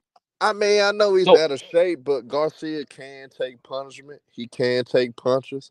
I think his heart gonna will him to stay did not lose by knockout, but I just feel like David Haney go do what he normally does. Hold Go up. be unanimous 12 round decision. He's not Herm, gonna knock out Let me anyone. ask you. So you don't think, because you said he could take punches, right? We all know what happened with the Tank fight. Do you think that played Haney doesn't Haney? have tank power either. Okay, touche, touche. But Haney has better footwork to take, and Haney is more tactical to take. You think I'm not saying, like I said, I'm not saying they have the same power, Herb. Well, I am saying you think Haney is not gonna find that body. You think Haney is not gonna, just with a jab alone, basic jab alone. He's not Like, gonna knock you really him think he's out not though. gonna? No, I'm not saying, like, you, Herb. You know boxing. Like, there's multiple ways to finish a fight. You can make the dude quit. You can I mean, make the person we've seen stop him it. quit already. We have seen him give up. We've seen him take a punch. And that's He and dropped down. I'm not gonna cap rebranded. At least if you're referring to the tank punch, sometimes some body shots in boxing, especially, like, it's a delayed reaction. So I see what people saying about the delay, but sometimes you get hit in the body, it don't hit you to like a few steps in. Yeah, that's a fact. Now, That's a fact. because he Okay, recovered, okay. that's on him. But I'm just saying, based off that. But the point is, Herm, my question to you is, and I asked this question to True. If you in the corner of Garcia, what's the game plan to success? How do you get your hand raised against Devin Haney? Well, Garcia got put immense pressure. You kind of gotta make the fight ugly. You know how Sean Porter Uh, normally he always put pressure on his opponents, but his tactic, because he wasn't as tactical, he ended up slipping in the later rounds. But Sean Porter knows how to make a fight ugly. I think he got to take that tactic, be a little rough, be a little nasty, maybe even a little bit dirty to what people may assume that it will be if he makes it ugly. But he has to make the fight ugly, make it more physical, do a lot of holding, do a lot of pushing when you holding. Just make the fight ugly. Cause at the end of the day, David Haney, how he moves around the ring, he's not gonna outbox him. He's not gonna be able to hit him with a big punch. Cause Haney is elusive with his movements. But if he makes it ugly and he's willing to take some punishment, he'll be just fine. But that's just my opinion. But I think Haney gonna win a 12 round unanimous decision though. It's going the distance. Okay.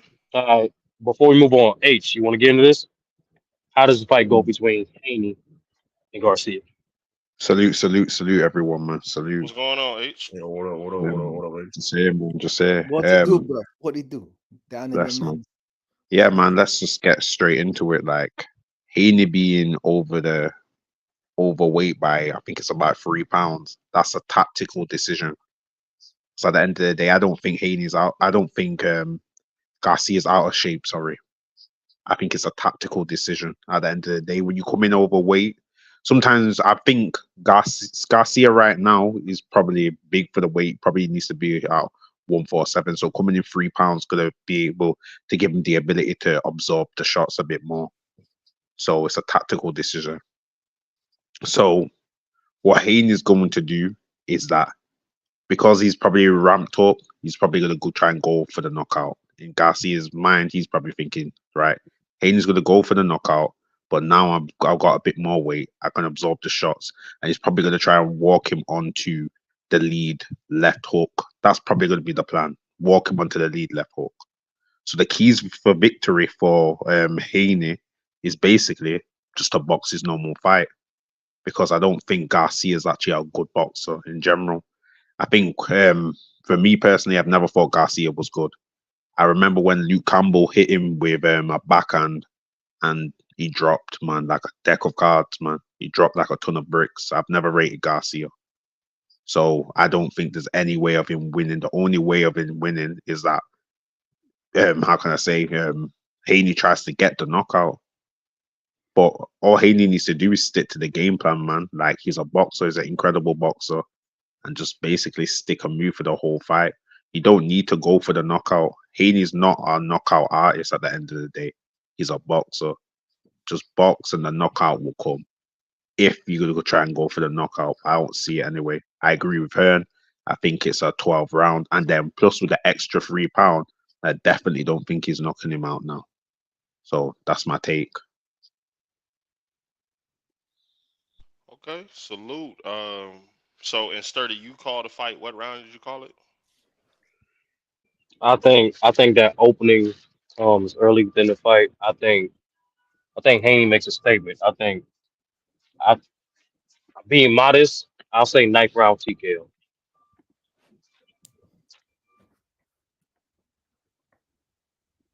Now that's interesting though that you said the TKO. That's possible. That's definitely possible that the ref stops the fight if he sees Garcia getting gassed. But other than that, I don't see like a straight knockout. No, not no way. Oh, definitely. I think Ryan knows, right? Why he came in overweight. First off, he never been a champion. So relinquishing the ability to challenge for the belt because he's overweight, right? If you're overweight in a championship fight, you don't get the belts even if you do win, right? So he doesn't really care about the belts. And so he coming in knowing that I have to knock out Haney. I gotta do it early and quickly because he probably hasn't got the stamina. He probably hasn't taken training camp seriously. I don't think he's a guy that's going to go 12 rounds and still maintain his power. And so he trying to get him out there early. And so to do that, I'm coming in overweight and I'm coming in swinging for the fences. Now, he can't be reckless like he was against Tank. He did that against Tank and got caught, but he still needs to be, on the front foot and get Devin Haney backing up and really put the pressure on him when he's on the ropes, man. And Devin Haney is a master at not letting you do what you do best. And so that left hook is not landing. And so he better have something else, a right hook or something, because Devin Haney's not going to let him land the very punch that is so obviously what he's trying to land at all times. And that's the left hook, man. That's not happening. Yeah, definitely. But All right. for me, if Garcia goes on the front foot, man, he's just gonna get picked apart, man.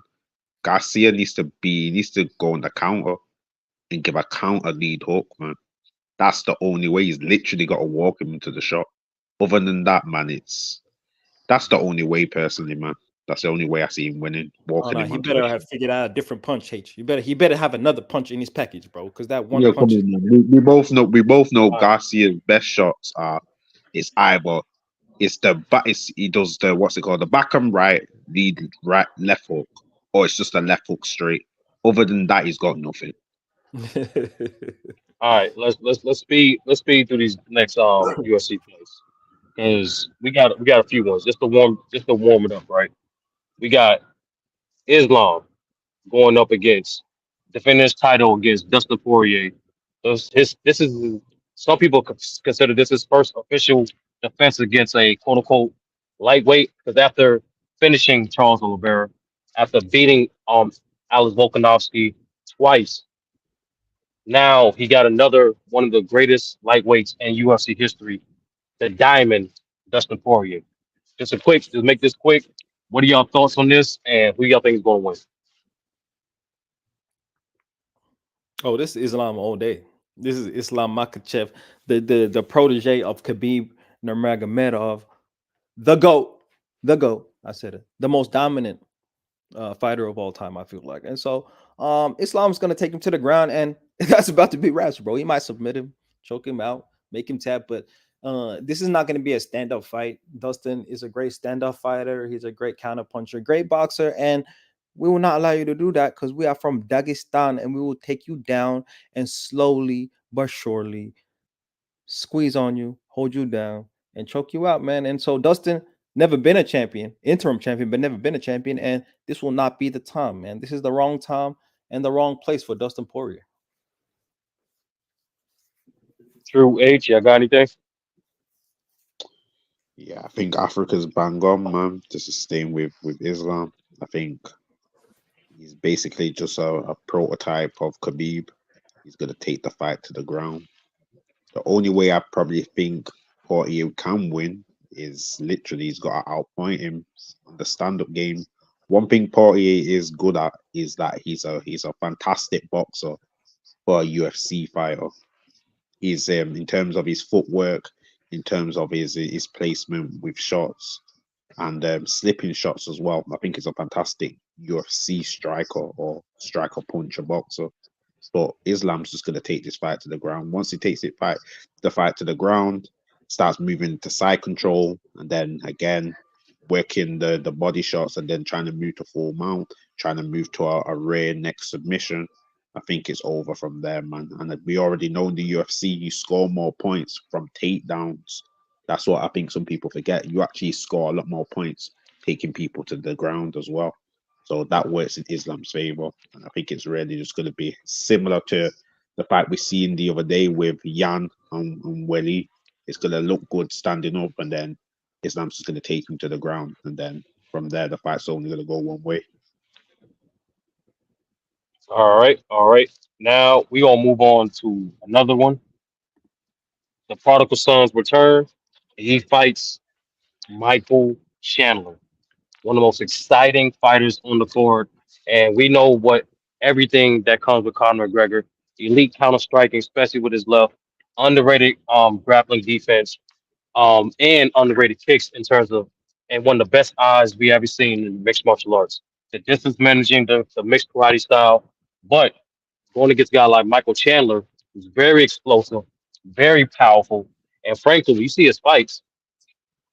He finished some of the most elite fighters, always put them in danger. So to me, this fight come down to Michael Chandler. If he has a smart game plan, and if he actually takes the path of least resistance, I think he can get Connor from his hiatus. But what you guys think? True, what you think? Who do you think Connor, after not fighting for multiple years, what do you think his chances are beating Michael Chandler? I think he wins. I think he knocks him out. I don't really care for this fight. To be honest with you, I really don't. It's on at 170. That benefits Conor McGregor. Michael Chandler fights stupid. He doesn't never go with the game plan. I'm gonna go with Michael Chandler. He don't really have to cut weight.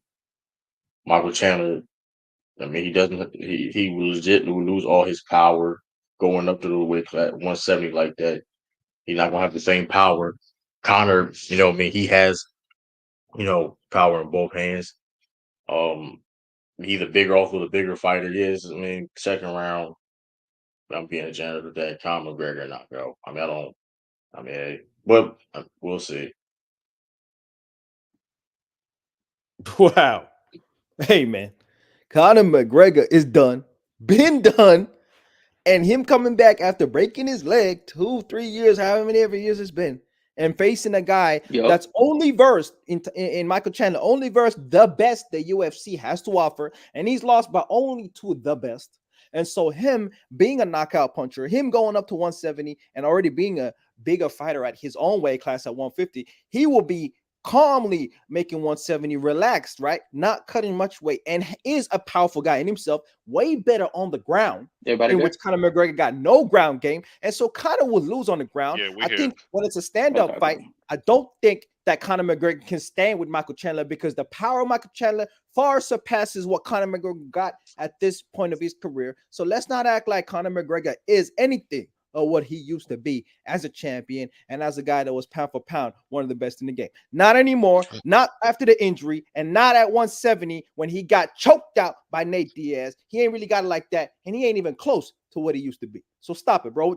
Chandler might take him out in the first round. Who would Michael Chandler beat? Who would Michael Chandler beat? Hey, like I said, Michael Chandler has lost to the best answer the question. in the game. Who did he beat? Okay, and who did he beat? He beat Tony Ferguson. Yeah, he beat him. All right, he beat Tony. He beat Tony Ferguson. No. Like I said, hey, it's not about who he beat. See, you want to finesse it, right? I told you he has lost. Finesse nothing. He was out. Hey, hold up. He lost to the best fighters. He lost to Dustin Poirier, who about to go and for the championship belt, right? He lost to Charles Oliveira, former. No, hold up. He lost to Charles. What's up with you, man? What you mad about? I'm answering your question. Patricky Pitbull one of the best. Okay, like are we serious? What are you talking about, bro? In the you UFC, said all. You said all. He lost. And who with Conor McGregor? And Conor McGregor only lost to the best people. So what are you talking about? Hey, true. When's the last time Conor McGregor won a fight? He has a long layoff. I agree. No. When's the last time he won a fight, though? Oh, she get quiet now. Won a fight. That's what I do, man. Stop it, bro. Stop playing with me. I mean, when last time Michael Chandler fought? Like I said, he lost to the best. He fought a couple years. He lost to Dustin Poirier. Who did Conor McGregor lose? He lost. Hey, let me tell you the last 3 losses though. He's because he's only had five fights in the UFC. He lost to Dustin Poirier, who's about to go for the championship belt against Islam. He lost to Justin Gaethje, who just lost to Max Holloway and had a chance at going to the championship if he won that fight. He lost to Charles Oliveira, a former champion, right? So he's versed the best in the UFC and fought very contested fights, very exciting fights, and he put it on the line. Now you tell me, when has Conor McGregor last won a fight? When did he last win? To give you any It was belief like that what he can 4 win. years. It give you 4 years, but I Oh, been 4 years. believe. Okay. Thank you. But what do I believe in Michael Chandler though? Like No, I'm no, how no. do pretty I sure it believe was in? Diaz. I'm pretty sure Who's he? his last W was Diaz. I'm pretty Hmm. sure.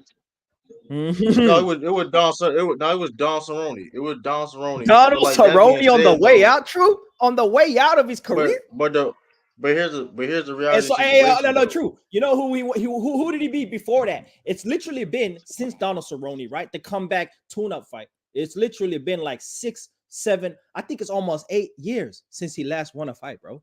A real fight, a proper fight. I That's mean, crazy, true. a real That's proper crazy. fight. But the point is Yeah, though, yeah. the point still stands though. Who is Michael Chandler beat? And that being said, if I'm going over Conor McGregor's resume, now that being said, if you're talking about the Not that guy. injuries and the long layoff, if you're talking about the injuries and the long layoff and that thing We got and to talk things of that about that. nature, then I don't have a problem with that. But you're talking about as a fighter, let's not act like Michael Chandler is the smartest fighter, and he never fights doing the game plan whatsoever. And like I said, he and Conor McGregor beat better people than Michael Chandler. So why are we trying to act like now It's sadly trying to true. pay the narrative? You can't bring your legacy. Your legacy doesn't win you fights in the present moment. True, sadly. You If it brought was up the you case, brought up then the Conor McGregor past, would win. but you brought up the past, and the correction and the thing You the and one right who talked and about Conor. who has Michael Chandler beat. You You asked me said, that. listen, and here's the thing. Conor McGregor is a bigger fighter. You do realize he's bigger than Michael Chandler. He's bigger. He's clearly Bigger in bigger what though. way? He In has what a way? Hmm? all right. Bigger in what You way though? see, Conor McGregor is he's a bigger fighter. Bigger like what? Like popularity or something? Like what do you say? He's a all right, bro. Now Hmm? we're gonna play these games. He's the bigger fighter. I ain't saying anything about popularity. If I said popularity, I would use the word correct. Bro, they are the He's same clearly the height. bigger fighter. They are the same height, bro. So what do you mean bigger fighter? They're the same What height. does it mean by height? That's because you're the same height. All right. So So you the how is he same bigger height. than you? Explain to me how he's bigger, bro. How is he bigger? So you can't be 5'8" and be heavier than somebody that's over Bro, we 5'8". What are fighting you at talking about? 170. What you I don't know mean, what. bro? All right, Hey, bro. What? So We everybody both wait, we cut. both Everybody, weighing at we can 170. So move how he on. bigger than We me? can move on. We can move on. on. We can move Really, on. What really you Now mean? quick, everybody, really quick. come Cause Hey on, listen, we man. can I'm move gonna on. I'm gonna That was be I'm gonna be stupid. real. I'm gonna be Hey real, man, we right? need some help with me, bro. Y'all are bringing that Go call for some help. intensity, that That was emotion. stupid. Hold Bro, on, listen, call That for was some y'all. help, stupid. bro. They the Hold on, same y'all. height. So how he bigger? I don't So get that. if I'm the same height as you, don't mean I'm the same weight as you. Hey, That's dumb. fellas, That's stupid as fellas, hell. Hey, That's fellas, stupid are as we hell. fellas. weighing in at That's 170 stupid. or not? What are we doing? That's We weighing in at stupid. 170? Okay Stupid. then. Okay All then, right, and man. they got Okay rehydrated then. after. All right, that's Okay Fellas, then. stupid as hell. Okay. That's Oh, stupid as hell. rehydration. Oh, okay. Yeah, okay. That's Like, not gonna come be on, much of a bro. difference. hey, Like, It's listen, not gonna be y'all, much of a like, difference. come on, bro. Not much of a we That difference. is stupid. That's we not much. appreciate the You act like Conor passion. McGregor Stupid. ever weighed in at 200 pounds or something on the fight night. Come on, bro. Stop this, That bro. is stupid. Stop this, He bro. walked around with that Stop this, 200-pound dummy. All bro. right, see, what are you Walking talking? You don't around at even know 200. anything. Bro, this You don't nigga even. All small. right, bro. This You nigga just. 5'7", bro. All right, Stop bro. it, man. All right, Stop bro. it. You always be chatting. And you be always spreading Hey man, you misinformation. need Like, some come on, help with bro. me, true. This That's what is you need, crazy. man. You need some help, Wait, bro. hold on, fellas. Man, Can y'all hell, hear me? pause. No Diddy. You need some Can y'all help. hear me? I heard you. All right, cool. So, boom. I appreciate the passion. This is sports, man. Like, it's always gonna be passionate. Which I'm sure the fans will be tonight. Make sure y'all look out for those fights.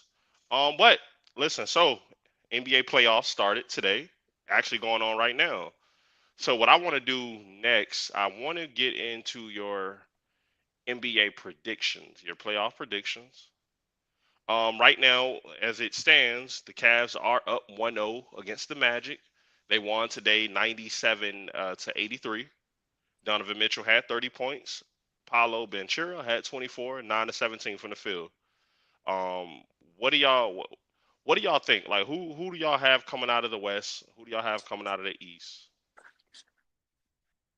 What you mean come out the East? Hold on. We're talking about the round Wait, matchup. We So talking about are we're we in the talking talking house. about? so let's Yeah. we're talking about the okay, so look, we're talking about the games. So like I said, the Cavs just went up 1-0 today. Oh, Minnesota, coming out of the yeah, series, yeah. the series. Okay, Yeah, the okay. series. Yeah, Minnesota went up 1-0 as well today. So looking at it right now, we have the Sixers who are facing the Knicks, and the Lakers are set to face the Nuggets tonight. So basically, what I want to do is I want to get into Nuggets, Lakers. Who do y'all have and why? I guess I'll start off. I think everybody should have the Nuggets, right? I got the Nuggets. I just think that the I don't Lakers know, don't and have the. I'm gonna take the Nuggets just because just simply that they're far too consistent for the Lakers, and the Lakers are far too inconsistent to beat the Nuggets in the 7-game series. I don't think it's going to be a sweep like it was last season because LeBron James is healthy, and so a healthy LeBron James is going to put far more rim pressure on the defense of the Denver Nuggets, and that is their main weakness. And so it'll probably go 5 or 6 games, but I do think the Denver Nuggets have no problem of disposing the Lakers just simply because their offense is far more potent, is far more consistent, and even defensively, even with their weakness being rim pressure, the Lakers even applying that much, they're just not consistent enough for me to think that this will go far more than just 5 or 6 games.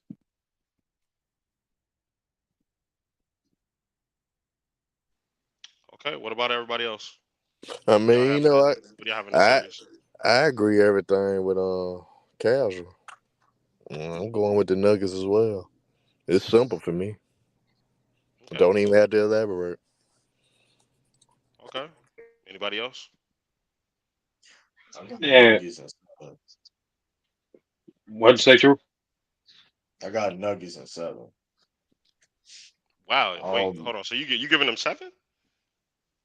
yeah, I think the Lakers. I mean, I think the Lakers. I think this Lakers team is better than it was last year. Honestly, Okay. um um they they have nothing to lose. They What? gonna play like they have nothing to lose. I didn't say they was gonna win. I didn't say Nuggets gonna. I didn't say Lakers gonna win. Clearly said Nuggets gonna win. But I do think the Lakers are going to make it challenging. I think it's a better team. Um, than what last year, of course.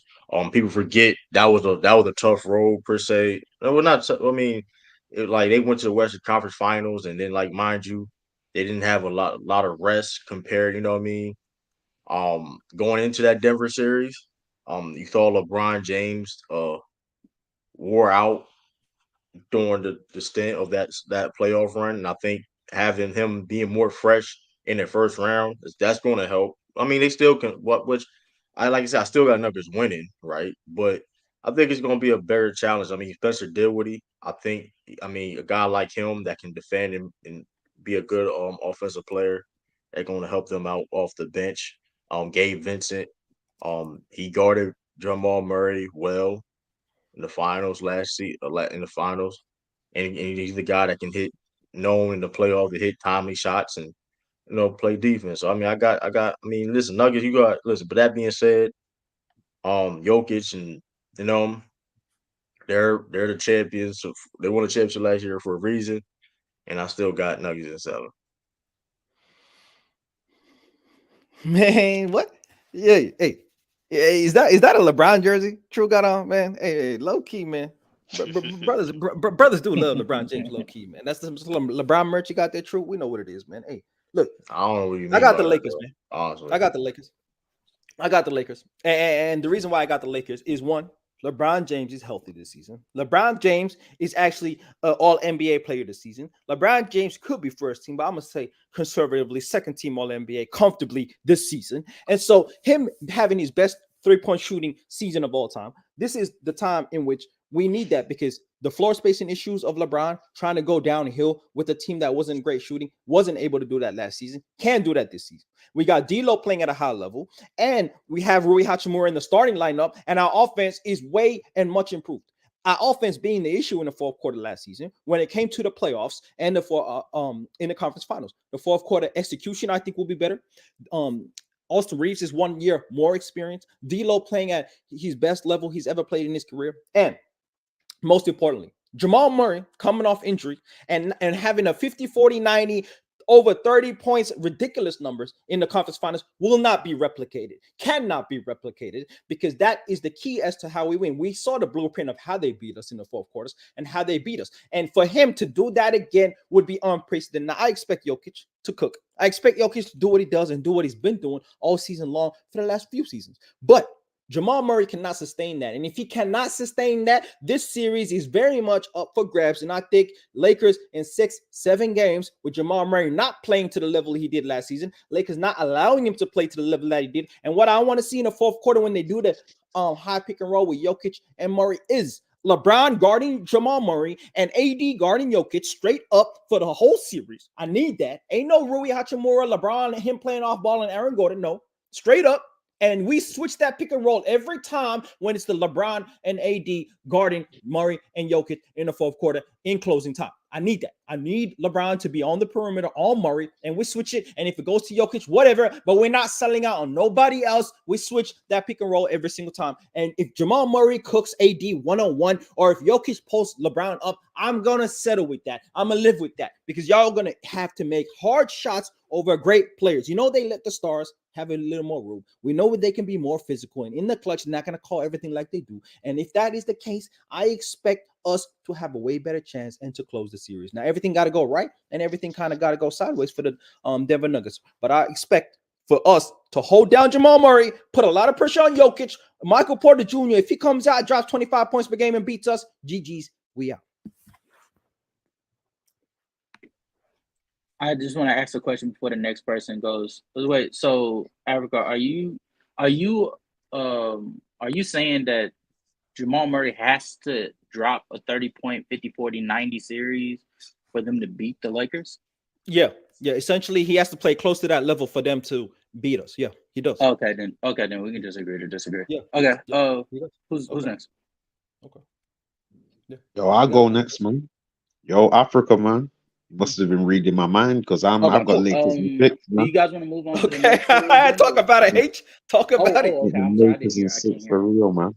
Now I got the Lakers in 6, man. I'm gonna back out real quick. This is crazy, bro.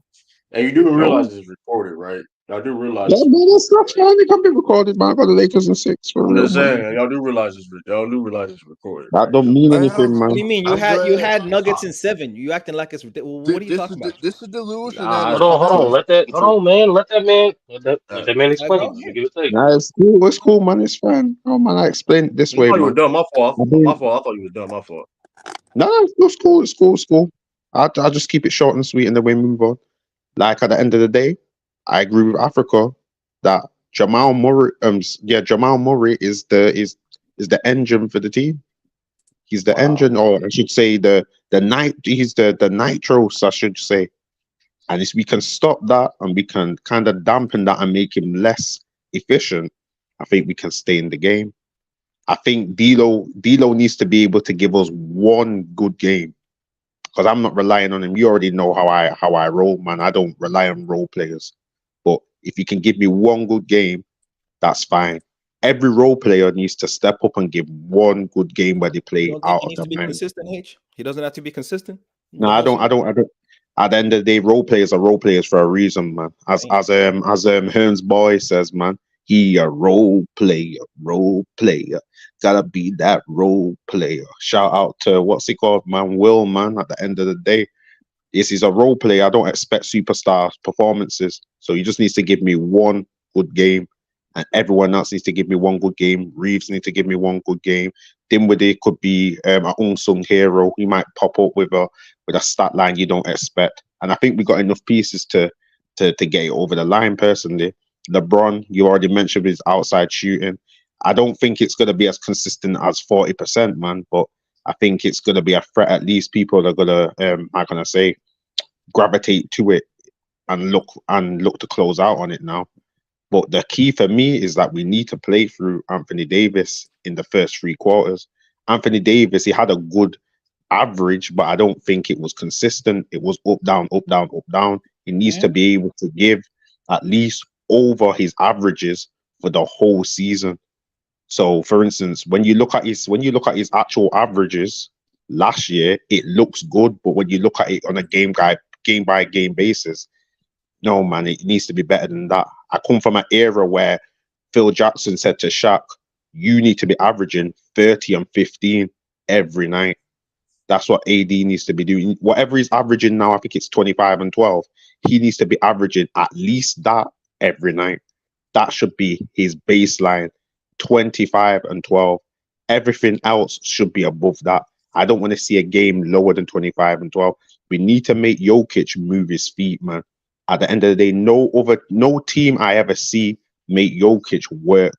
AD needs to make him work, and I think he's got the ability and actually the skill set to make Jokic work.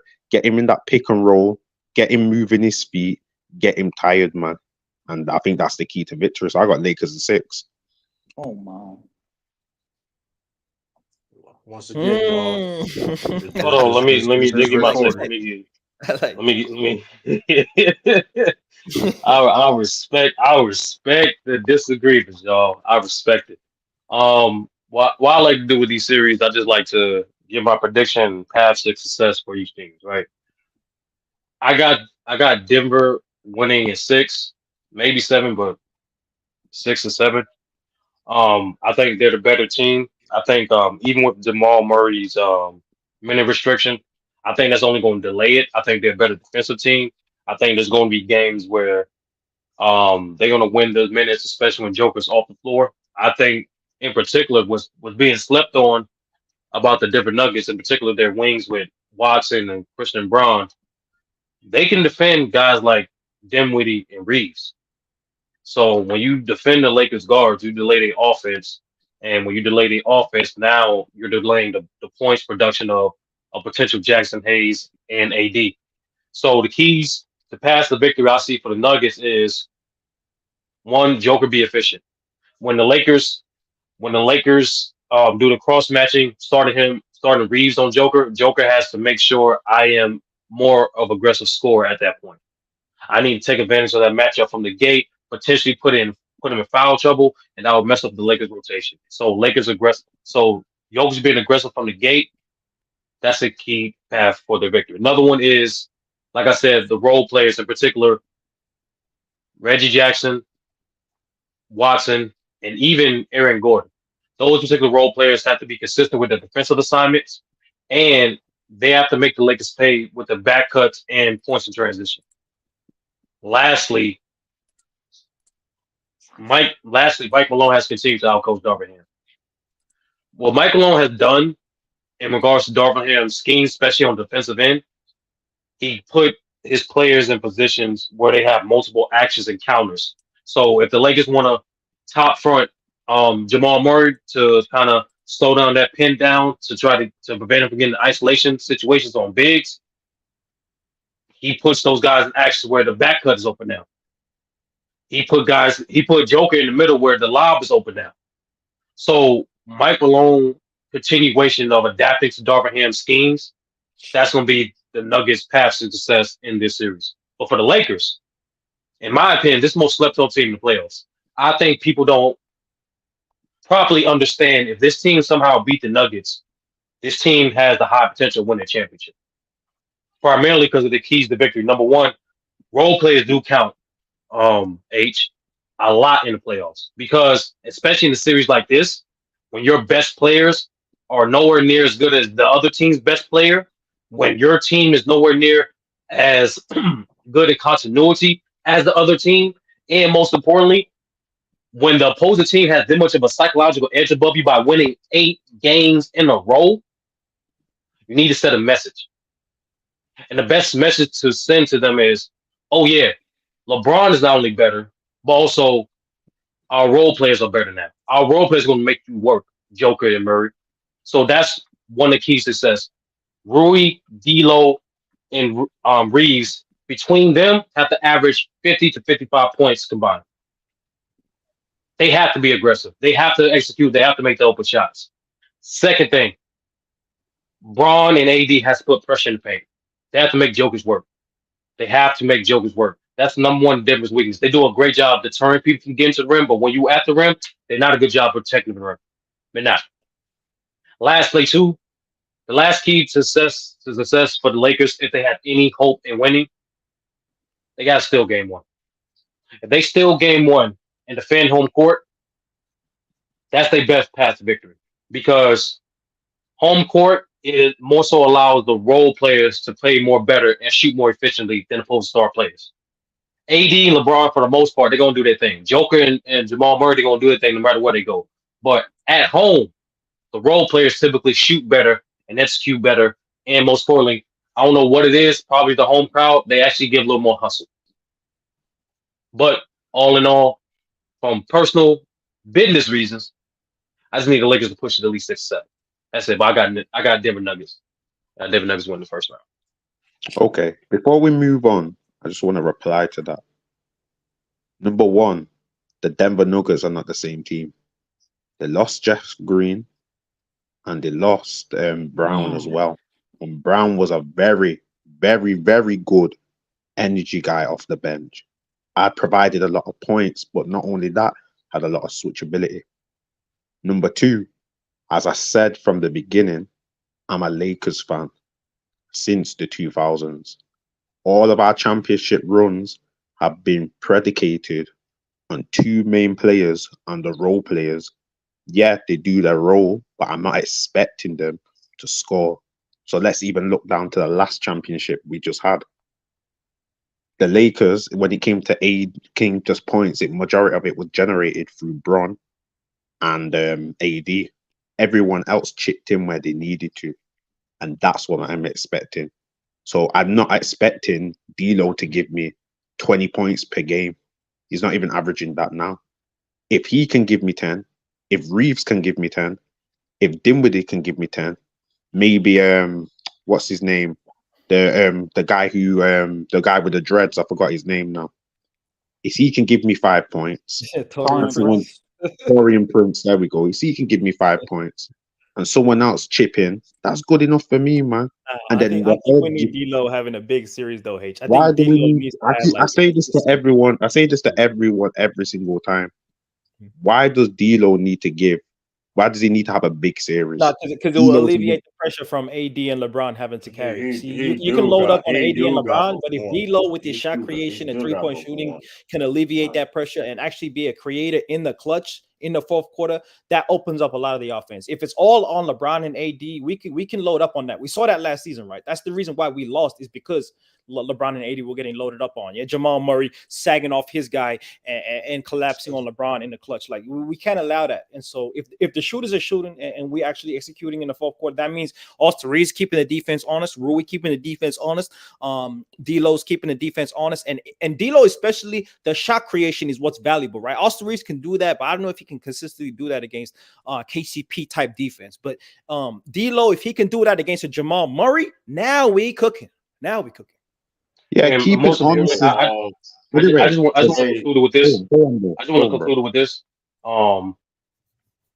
In general, when you go against a team like the Nuggets, you have to try to attack their biggest weaknesses. And so when you spread the defense out, when you attack them in the paint, when you attack them defensively, that's the best way to make those guys work. You're not stopping their offense. So I agree with Africa, and majority of people have this sentiment that D'Angelo Russell has to be consistent, bare minimum consistent in this series to not only make Jamal Murray work, but also spread that defense thin.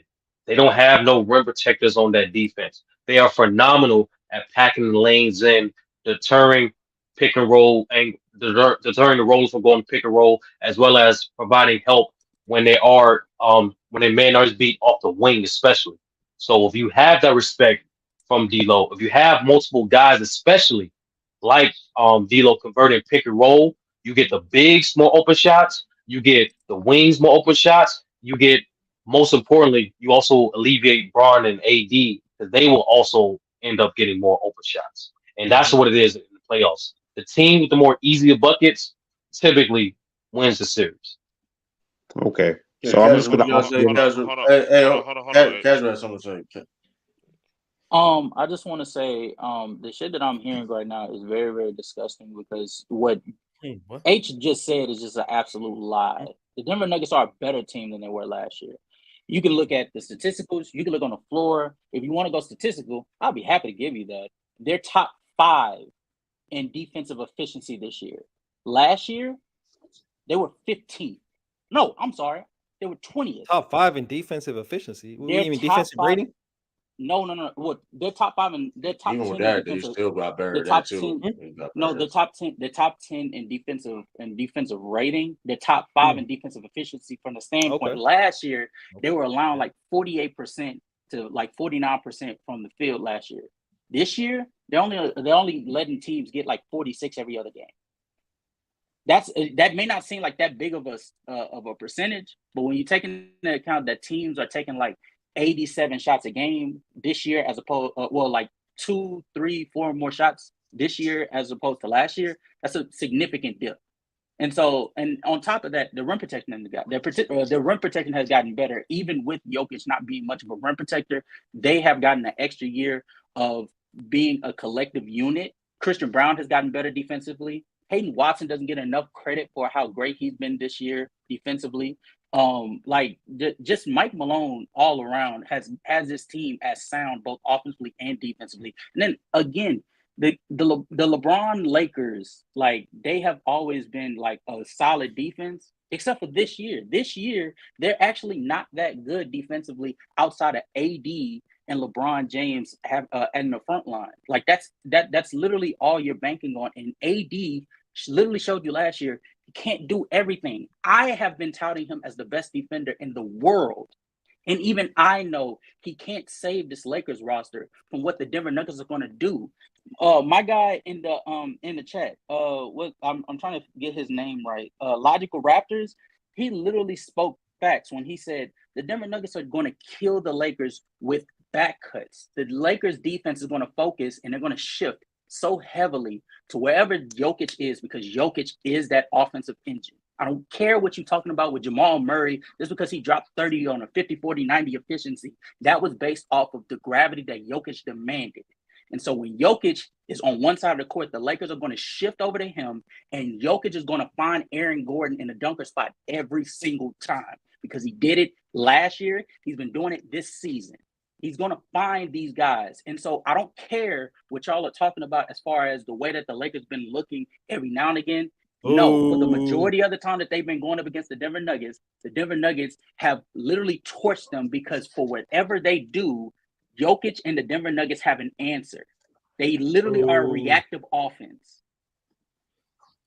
Cool, man. We'll talk about this later on anyway, man, if we have time, man. Let's move on to the next segment. For those who don't know, that was our one and only casual from Vanity Sports and also part of the Crossover Nation, man. Hey, We doing big things, man. Like one and only, the one and only we got from True. I got you. We got you later, brother. But casual for one and only from Griffin himself. We thank you for that wonderful breakdown. But we got what we got next on the docket. What just happened in game 1? We got the Wolves versus the Suns. First of all, give y'all a recap for those who's listening and those who probably missed the game. The Wolves take game 1, 120-95. They pretty much controlled the game from start to finish. In y'all opinion, despite this game 1 victory, who do y'all think wins this series? Take it, True. Go through, True. We're gonna I picked the Suns in 7 before the series started. I'm still confident in my pick. I mean, listen, they protect the home court. You know what I mean? It ain't gonna be till a series till if Minnesota wins on the Suns court or vice versa. So game 1, the Wolves handled business. Anthony had 18 points in the third quarter. Great defensive game plan by the Timberwolves, running zone, basically having like, hey, KD, basically make it tougher than everybody else. KD KD showed up, but hey, it wasn't enough. Devin Booker, Bradley Beal didn't really play that well. Okay, so they killed him on the boards this game. I forgot exact numbers I might, but they killed him on the board. So I still got Suns in 7 though. With all that being said, I don't trust Chris Finch as a head coach. I still got something to Celtics. So hey, I'm disappointed I ain't in gonna change you. my. I'm disappointed I in ain't gonna you change here my pick today, now. man. I'm not gonna change my pick now. So it's like, hey, man, I respect it. I respect it. I respect it. like, This is the game one team stats for game one for those who don't know. Once again, for those who listening and for the brothers on the panel and in the chat, get them likes up, y'all. We almost at 40 people. As you guys can see, the Timberwolves basically won every category statistically, even in free throws, fast break points, second chance points, points in the paint. Herm, is this indicative of the series? After game one like this, who do you Yes, got winning the series, brother? yes, I got Minnesota. I chose them as 6 from the jump. I knew the game plan they was going with today. It was very effective. End of the day, you just dare Kevin Durant to be great. And shut down the others. You seen Devin Booker had a horrible game from the field. It was due to the fact that Jaden McDaniels was all over and running through those screens, not giving him any room to breathe. Basically, Alexander Walker off the bench was great. Dropped the 18 piece. You had Nas Reed off the bench with his 12. The bench, that alone, that's 30 points off the bench alone. Um, Facts. Minnesota, they got the nucleus to beat the Suns. The Suns really don't have any answer for this. Minnesota's more physical. They a better defensive team. They could be a balanced team offensively. Ant-Man shows damn well the Suns don't have an answer to contain him at all. Like I said, I love the game plan for Minnesota from the jump. If Kevin Durant averages 35 plus for the series, so be it. As long as Devin Booker don't get in the rhythm, long Bradley Beal don't get in the rhythm, long Grayson Allen don't get going, that's cool. I don't think Kevin Durant greatness offensively go overpower what Minnesota bring as a team. So I like what I saw. I think it's gonna be if this keep going, it's gonna be a 5 game series, but I still got Minnesota in 6. But I love what I saw, and I'm damn sure believe they can keep it up. Africa, what you think, brother? Like, and Mm. did you watch game one? Obviously, while we was on the stream, like, do you see the graphic that's on the screen right now, brother? I Sheer do. other dominance, but we all know playoffs get make adjustments. Game, like that old saying goes, the series don't get started till the home team loses Mm, or the team wins the game on the road, whichever one makes a thing, tomato tomato. But nonetheless, what's mm. your thoughts on game one? And also, who do you think will win the series, man? Oh, I got Minnesota winning this series, and this is a scary game for the Phoenix Suns, man. Mike Conley doesn't play well, and you still get a 2 for 12 from the field. Like, um, uh, what's it called? Even Anthony Edwards, even though he had an efficient game, could play way better because he had 6 turnovers. Like, they had more bad turnovers if you're watching the game. But let me say this: see, I think the adjustments that Phoenix can make, man, is to sell out totally on offense, right? Go KD at the 5 and try somehow, some way to play Rudy Gobert off the floor. You need to get Rudy Gobert off the floor. You got no matchup for Rudy Gobert. You got dominated on the rebounds, as you can see on the screen, 52-28. And now it might seem irrational, right? You get dominated in the boards, and so now we go on KD at the 5, and that's going to make sense. It might not, and you might get destroyed. But if you start the game doing that, and you somehow have a lead, and you can somehow minimize Rudy Gobert's effect in the paint by having KD at the 5 and spacing him out, you might have to play him off the floor, and that might be your only way because Nurkic can't match up with Rudy Gobert. Nurkic doesn't provide enough offensive presence to take away Rudy Gobert from the paint, and so that or do something that Frank Vogel hasn't and doesn't want to do this whole season, and that's play ball at the 5. Now, all of these things is soft dudes at the 5 or guys that are undersized against Rudy Gobert, but you somehow, some way need to play 5 out and give these dudes space and give these dudes a chance at getting to the rim. Because outside of that, bro, 58-28 on the 52-20 on the rebounds. What else can they do? What else can they do? I don't know. Because offense alone ain't gonna Africa, win this. that's almost double, Africa. That's almost double the rebounds. We all That's know ridiculous. the more rebounds, the more possessions, man. Rebounds is one of the most important stat of the game. But Fact, it don't really matter how nonetheless, inefficient your offense is if you get in that many rebounds. You could miss it. but repeat to the people, Africa, what you got the series going? Who wins and what? How many games again? I think it's Minnesota in 6 maximum. Could be 5 by the looks of it. But 6 max. Okay. H from the UK, brother. What's your Yo, thoughts man. on game 1? And also, who do you think win this series? My thoughts on game 1 is exactly how I thought it was gonna go, man. Minnesota win. All I gotta say is get the brooms out, man. Get the brooms out. It's gonna be a sweep, man. I said from the beginning, man, and you already know from the beginning when we had to think when we had to pick who was gonna be our breakout player in the playoffs, and I sent to you Ant-Man. I think this is gonna be his breakout series, man. This is what's gonna put him on top. At the end of the day, I don't trust Phoenix Suns. Like KD, and I've said this over and over again. At his peak, for me, he was the most talented player ever. But right now, Ever. nah, man. Ever. For me personally, I like his game.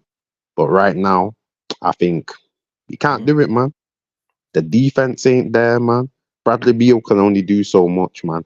And he's putting a lot more effort on that side, man. But he's just not made for it. Devin Booker, I can't believe anyone in their right mind. I don't care what stats you read off to me. That's why I don't care about no stats like that. Anytime you got Devin Booker top 10, man, give your head a wobble and go have a cold shower and give your head a wobble, man. He's never top 10. Like at the end of the day. Who are you talking to when you say that, brother? Are you talking to this fellow right here? Are you referring to this fellow, or are you referring to this fellow?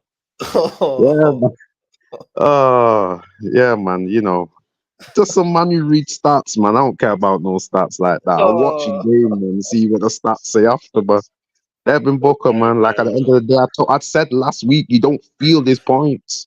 It don't matter what you put in, you don't feel his points. You could put up 90 points, man. You still win because his points have no effect on the game. They don't make me shiver in my boots.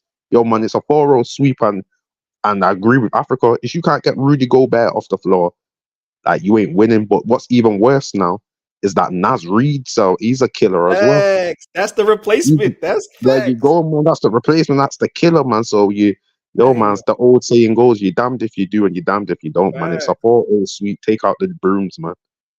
Facts. Devin Booker a bum, man. Hold on. You need to let Casual hit back on that. Dang, man, because I don't know. 18 points on 31% from the field, man. That's not top 10 like. Yeah. But Casual, if you there, brother, like what do you have any response to that, or do we need to go on to the next series? I think it's room for him to move on from this, man, because I don't Casual, just stand down on this one, Casual. Stand down. I'm gonna say this once again. This is you been capping today too, True. You been capping all show. Once again. Hey, once again, first of all, I already picked the Suns. There's a lot of front. Like let's make this clear. And I'm not saying y'all didn't pick y'all picks before the series, but it is a lot of front running going on right now. But so I'm not gonna change my pick because I think I said the same. I think I said the pick on the last show. So like I ain't gonna change now. So listen. It's everything recorded. So it's a lot of front. It is front running going on right here though. So I mean, I'm just. It's a lot of front running because now we're saying 4 or 5 games. Before it was 6 or 7. Okay. Now it's 4 or 5. I'm just saying. It was 6, 7.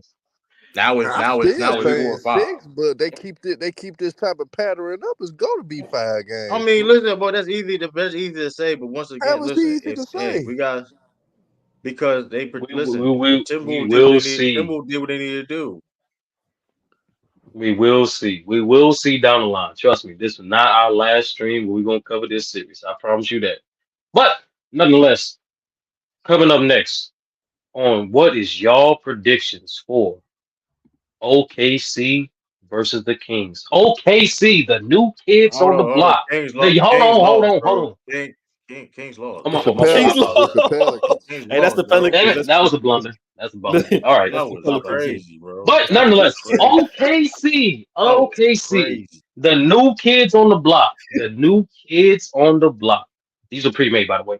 The new kids on the block, going Mm, the youngest one seed in the Western Conference history, MVP candidate with SGA, probably most likely Coach of the Year recipient Mark Daigneault, with Luke Dort, Chet Holmgren, Josh Giddey, and so on and so on and so on. These players are a top 10 defense. This team is an efficient 3-point shooting team, but they're going against a resilient, I say resilient Pelicans mm, team.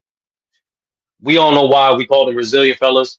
There's no, let's mhm, get to the nitty gritty. Zion is out minimum for the first round of the playoffs with a hamstring strain, and that Brandon Ingram is also on minute restriction, dealing with his knee, his leg ailments. But nonetheless, what do y'all have? Who do y'all have winning this series, and how many games? Man, I um, got OKC in 5 games. Got OKC in 5 games. I just think they got too much. I think they got everything they need for the Pelicans. Bi is too inconsistent. They don't have anybody. SGA is gonna eat the whole series, of course. I think the elite 3-point shooting of OKC is gonna be too much for the Pelicans. Um, end of the day, bro, I just think it's a total mismatch. We finally get to see SGA get past the first round. Um, Pelicans, I don't like CJ McCullough. Never could trust him in the playoff setting.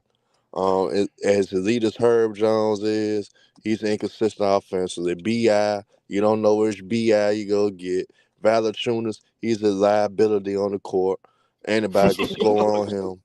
Uh, I got OKC in 5 games, man. I think this gonna be the shortest series out of any series in the first round, man. mm. Mm, mm. Africa, what you got on this, brother? Um, Who wins this series between OKC and the Pelicans? I got OKC. Um, better all around team, like Herm said. But I would say this: what I saw from the Pelicans, right? We were talking about this um the other day, and we were talking about Zion being out, right, and the potential of the Pelicans beating the Kings, right? And so they beat the Kings, and I wasn't aware that Brandon Ingram's on a minutes restriction because he played a lot of minutes in that against Sacramento. So I don't know, is he on a minutes restriction because he played like almost the whole game against from what I saw against the Kings. he So probably good um now. Uh, oh, he good God, now. Hopefully he is because I feel like personally He's the not. He's offense not. runs smoother and better and more efficiently when they run it through Brandon Ingram. Even when they have Zion on the court, I think they should run the offense through Brandon Ingram and run that 2-man game with Brandon Ingram and Zion. But let Brandon Ingram handle the ball way better playmaking than Zion, better shot creator than Zion, and just a more a better scorer than Zion Williams in general, right? And so I think that Brandon Ingram is the true number one on this team, and this series will go 6 games. Brandon Ingram will show out, and they will still lose, and they will lose because their defense will not be good enough. Valanciunas out here have to guard Chet is not a good combination. Their backup bigs like Larry Nance ain't good enough, and so yeah, they're gonna eat in the paint, and OKC gonna easily win this series. But I think Brandon Ingram has a really good series as well.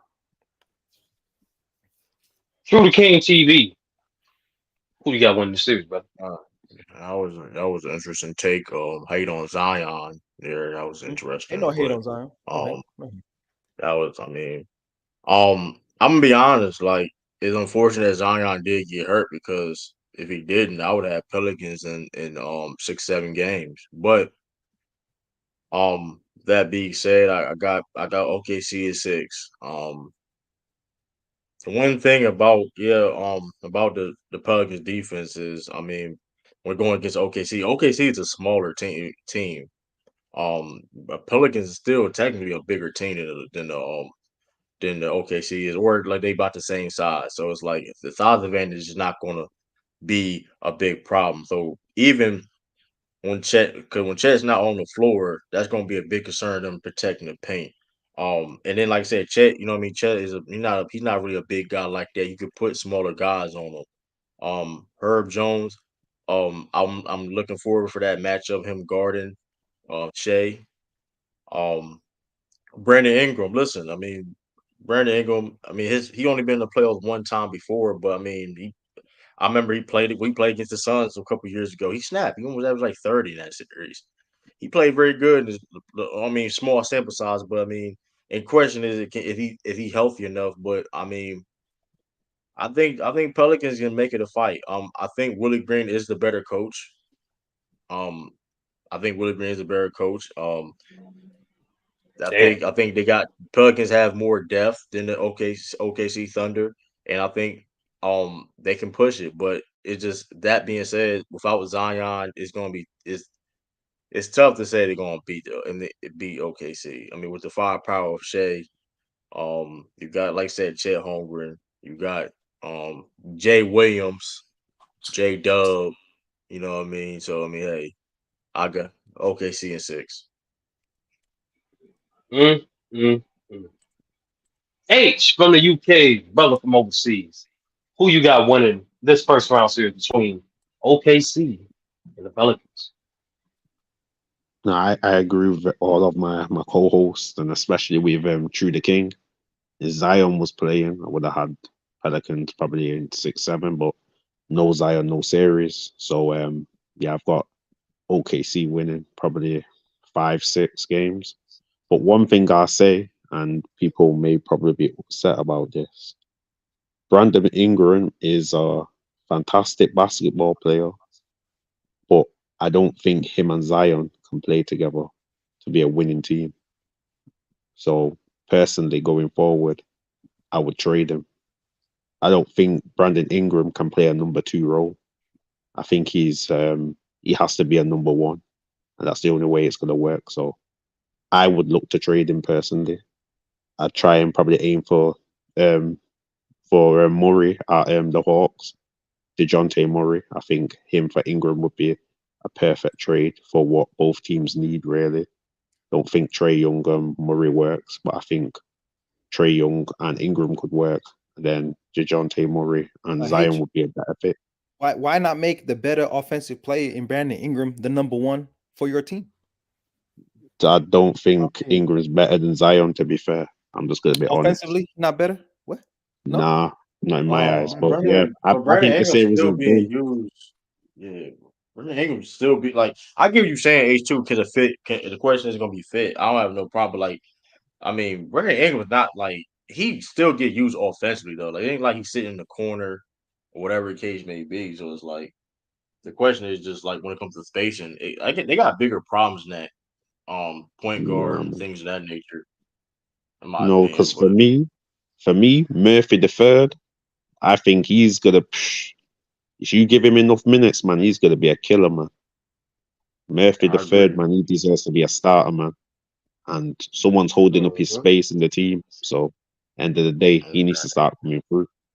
So that's why I'd make the trade. But yeah, I got OKC in 5 or 6. Casual, yeah. Yeah. Um. All right, Casual. We gonna do the snake wise, all right? You gonna take us home and do the last take on this series, and then you gonna start us off on the main event first round. Well, actually, I want to take back because I didn't get to respond to H about Devin Booker and the Phoenix Suns. Obviously, you weren't watching that game because if you were watching that game, you would have saw that Devin Booker was not the reason that the Phoenix Suns got into such a big hole. But again, uh, you took on my name for that segment because you were a casual. No. Grayson. I mean, Ooh, if you look at Grayson Allen didn't make not one shot. He was trying to be aggressive. If you look at Yusuf Nurkic, he was struggling to be able to get really anything around the rim. He was just pump faking all over the place because the fear of Rudy Gobert blocking his shot just caused him to just pump fake and kick it back out. KD got a shit ton of ISOs on Karl Anthony Towns and even Rudy Gobert for like the beginning of the game. But what really did him in was that adjustment after like 2 possessions of Anthony Edwards guarding Devin Booker.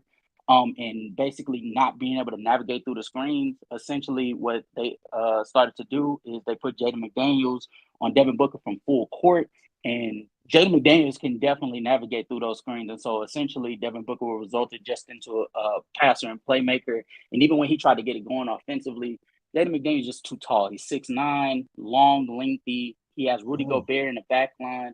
It just makes it very, very hard for him to get off. So the fact that y'all can sit here and say that Devin Booker is not a top 10 player because he struggles against the best defense in the league is like absurd to me. Like the fact that you would sit here and Sturdy would co-sign it when he knows that this is the best defense in the league, especially in this postseason, because they have the front line and they have the perimeter defense to be able to stop. If there was ever a team that the Timberwolves were perfectly designed to stop, it would be the Phoenix Suns. But yet, because you guys disagree with me so vehemently that Devin Booker is a top 10 player, that you guys want to just ride with this thought. That's like, I don't want to get kicked off of this panel. So I would just sit here and say the Timberwolves are just a much better team than the Phoenix Suns. They're doing exactly what we assumed they were going to do. They're outsizing the Phoenix Suns. They're bullying them in the paint.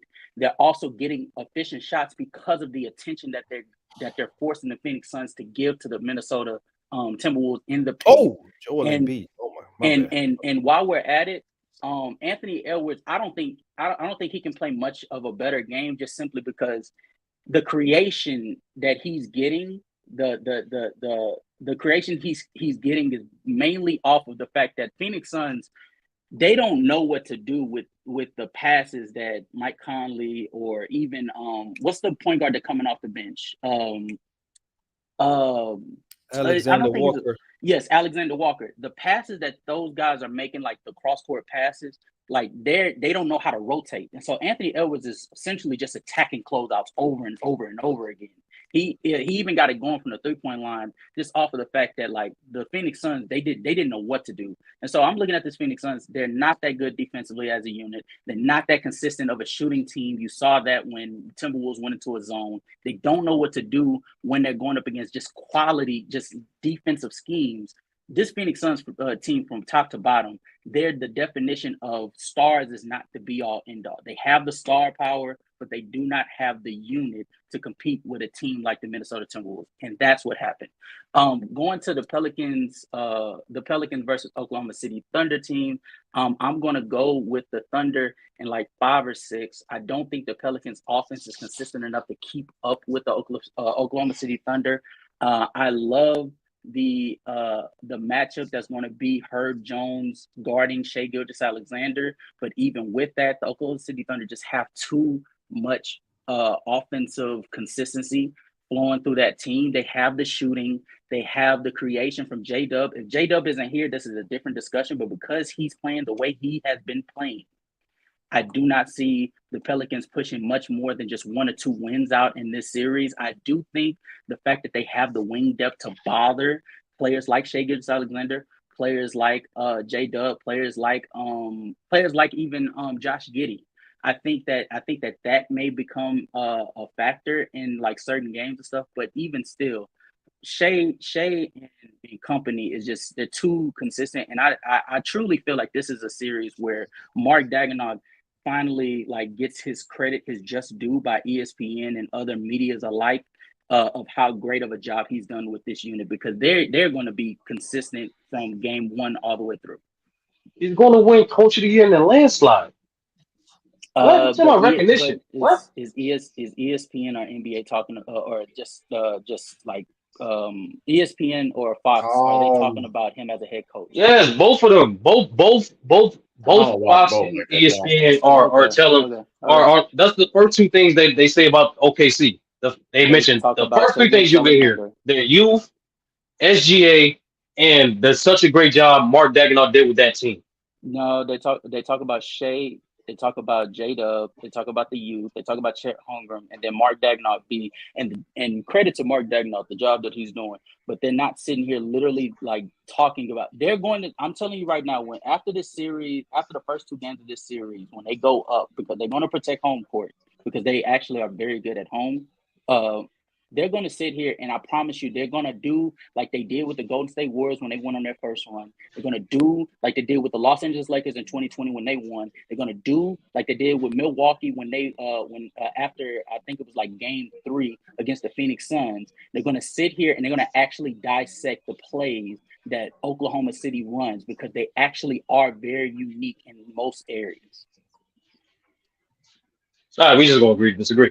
But Oh, nevertheless, people, that is Gryffindor's own casual. But he's also gonna keep that same energy and start us off with the main event of the first round. We all know what it is. Get your popcorn ready.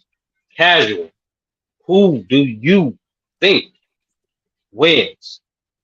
Dallas versus the Clippers. And how many games does it go? It's going to be a 7-game series.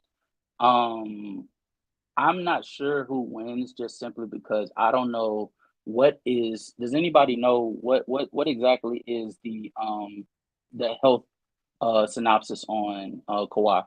Does anybody know? We got nothing. Casual. I updated today. It was the same reports. Oh, he drained his knee from inflammation a few days ago. They are hopeful he could play, but might not play. So they're keeping it vague on purpose. So okay, so they say the Kawhi's knee appears to be trending in the wrong direction ahead of Sunday's Game 1 matchup against the Mavericks. Adrian Wojnarowski from ESPN reports. So if that's the case, you have to go with the Dallas Mavericks. I think that this is the most talented Dallas Mavericks unit that Luka has ever gone up against the Clippers with. I think that Daniel Gafford, the ability to have Daniel Gafford and PJ Washington along with players like Dwight Powell, along with Kyrie Irving being there, I think that offensively this is even more lethal than what he had with Kristaps. The first or second year that they took the Clippers to 7 games. And so I'm going to rock with the Dallas Mavericks in that case because they're going to need Kawhi to have to take possessions on the Luka. And if he's not healthy, at least just like 85, 90% of himself for him to be able to stay in front of Luka or navigate those screens, Lord have mercy. Luka's torching everybody, including Harden, including Westbrook, including Terrence Mann. Like he's taking turns, and he's especially hunting Ivica Zubac. Like Luka is going to have his way, and the way that Kyrie is going to attack these closeouts, it's going to be really, really nasty some games. That being said, though, the reason why I said 7 games is because even without Kawhi being 100%, I do want to give credit to the Clippers. They're very sound. They do have like a top 5 coach, arguably, in the NBA that specializes in small ball, and he can take advantage of this Dallas Mavericks team on the defensive end. So it will be a close game, but without Kawhi being healthy, I will have to go to Dallas All Mavericks. right. Africa, what you got, man? Who is going to take home the winner of the first round between the 5 and 4 seed? Is it going to be team on the left with the Clippers, or is it going to be the team on the right with Luka and the Mavericks? Is it going to be? Yeah, is it going to be the dynamic duo of the offensive purposes, the elite momentum the Dallas Mavericks have been riding the last 20 days, essentially, of the regular season to the playoffs, to climb the way up to the ranks to face the Clippers in the first round? Is it going to be that team, or is it going to be the redemptive Clippers team, the team that multiple times, no matter how many additions, how many different logo changes or migrations, they keep getting counted out? Africa, is this the year? Is this the year the Clippers finally make a name for themselves, climb themselves up that mountaintop? Let us know how does the journey begins in this first round? Who wins the first in the main event of the first round between Dallas Mavericks and the Los Angeles Clippers? Well, I'm gonna say this, 30, man. I'm gonna say this. You know, there's certain things that win playoff series, right? And this is about all series, right? Obviously, the skill and the talent level of the team is important. Who has home court is important. Team chemistry is important. Health is important, especially when we're talking about the Clippers, right? Versatility is important, and how many lineups and the versatility and adaptability of your lineups, right? And then you can talk about the playoff experience and the execution, I would say, late in games, right? And I would say this. in most of those categories, if we talk about skill, talent, and talent level, it's actually the Clippers with more talent, right? Team chemistry, I would give to the Dallas Mavericks. Coaching, I would give to the Clippers. Health, I would give to the Dallas Mavericks. Mental toughness, the Dallas Mavericks. Home court advantage, obviously, with the Clippers. And then execution late in games, right? I would say that is with the Dallas Mavericks. Now, the versatility is with the Clippers. So the Clippers are on paper at talent level, versatility, even with their coaching, a championship coach, they have so many of the ingredients to win a series. And yet, late game execution, I think, will be the flaw of this team. And so Dallas Mavericks having two of the best closers in the NBA in Luka and Kyrie Irving will be the separator. Now, their defense, I think, is comparable, especially with the addition of Daniel Gafford at the center position, PJ Washington, solid defender, with Derek Jones, whatever. Derek, he will also be, solid on the perimeter, guarding guys like Kawhi and PG. And I think they have enough defense to supplement the elite offense of Luka and Kyrie. So I think it's Dallas in 6 games. I think it could go 7, but even if it goes 7, I think I would even feel more strongly with Luka and Kyrie in game 7. And so whether it's 6, whether it's 7, I got Dallas at 6. I think that Dallas wins this series. Now, Dallas, if we remember, has gone up against the Clippers in multiple times in Luka's career. And he lost both, but showed out and had amazing playoff series. And so now, with more help than he's ever had, and with his offensive game being better than it's ever been, I think that he shows out once again against an older version of PG and Kawhi, and he gets the job done. And they make a deep run in the playoffs, man. True the King, before I swing the ball to you, let me give the people an update on tonight's score so far. Now, for Philly versus New York Knicks, halftime, Philly 46 to the Knicks 58. And don't forget, people, also, for those who missed the game, Cleveland beat Orlando 97 to 83. All right. Don't forget, people, in about an hour, we're going to see probably the most viewed series of the first round, the Lakers versus Denver at 8:30 Eastern Central Time. But, True the King, who wins? Mavericks versus Clippers. Mavericks in 5. We got Echo. I don't know. It's really ain't that. It's really just not that difficult to. Not breaking no X's and O's down. Listen, Kawhi not healthy. We don't even know he even gonna play in this series. They talking about reports are saying that he haven't even have any contact practices at all. He just been shooting around. So that's alarming. If there's even questions that he can't even play, especially, they cook, bro. Mavs in 5, man. It is what it is. They don't have enough. Paul George this stage of career ain't enough. Russ Westbrook this stage of career ain't enough. James Harden his stage of career ain't enough, and Kawhi ain't healthy. And even if he do come back, the fact that he's dealing with that injury now, we're talking about a meniscus maybe or something. I don't know, something with his knee, whatever the case may be. Hey, they cook, bro. Mavs in 5. They just don't have enough. The Mavericks are a healthier team, and it's simple as that. H on the UK, brother. Send us on with this, man. Who do you think wins this series? Mavericks or Clippers? First things first. This is going to be the best playoff matchup throughout the whole playoffs. I think it's going to be that impactful. I agree with Casual. It's going 7 games, and I think this is where I disagree with True. I believe the Clippers have enough pieces to step up and still keep it competitive. I would have said it was 7 games even with Kawhi. I think it's just that type of matchup. I think everyone really is accustomed to everyone's play and style. The Mavs know the Clippers. The Clippers know the Mavs. I think this just comes down to one thing, and it may sound a bit cheesy, but it is what it is. The NBA want to push Luka Doncic to be the face of the NBA, and they're not gonna let their future highest commodity go out in the first round this time. I think he's gonna win the MVP this year, and I think it's going to be a free throw scandal what gets them over. I don't think it's going to be legitimate basketball. I think Free the throw first, scandal. yeah, Oh free throw scandal, man. I think the no. first 3 games might, but no, I think it's going to be a free throw scandal, Oh. man. I think Luca's going to go to the line ridiculously. I think that's what they want to push, and this would be the perfect time to do it. Hmm? That the boy wonder finally gets over his adversaries, similar to how Michael Jordan got over the Pistons. I think it's this. Yeah, these are entertaining theories. This I'm not will gonna be. lie. This will be. Hey, mind you, let's not forget, y'all. This is recorded. Yeah, man. Luca be Hey, getting to the man. line This though, is. H. Like Hey, he gets to the line man. at an elite level, like high level.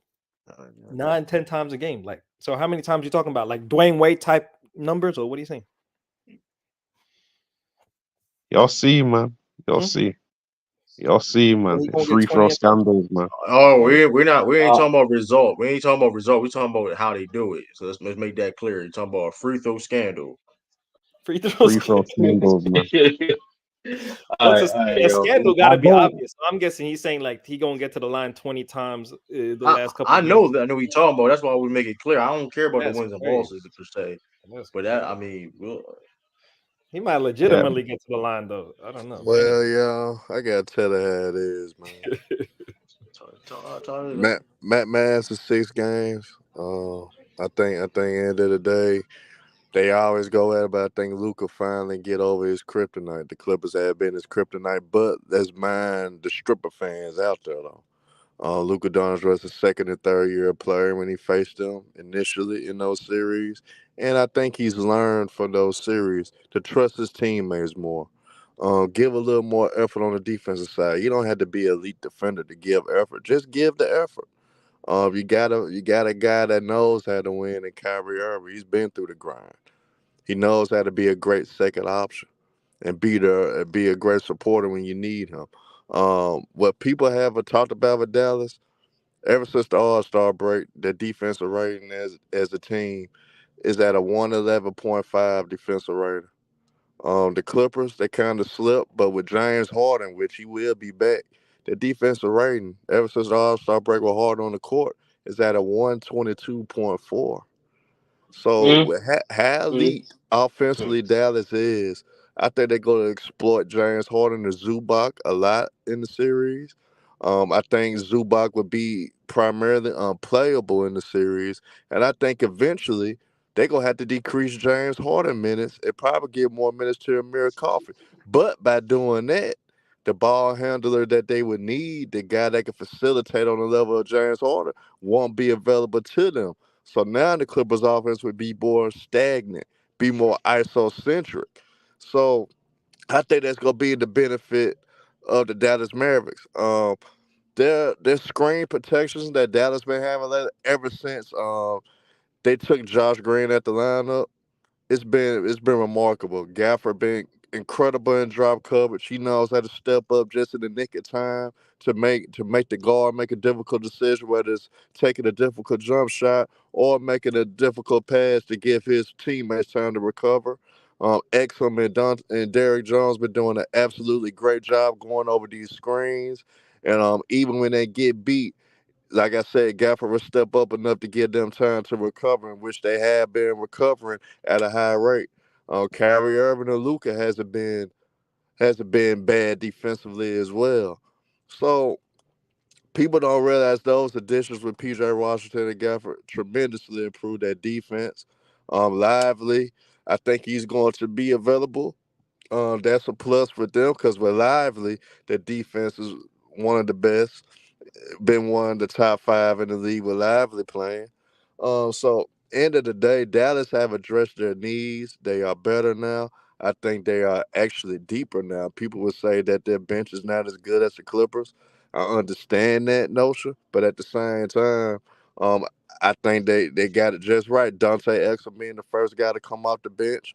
That's one of their best defenders as well. And plus, he's been clutch actually. Exum actually been clutch for the Dallas Mavericks, hitting big shots late in games and being able to be a threat offensively with his outside shooter. So, end of the day, We know what Kyrie Irving would do when everything is on the line. Luca, he has grown. He is not the same young player that he was in those series against the Clippers.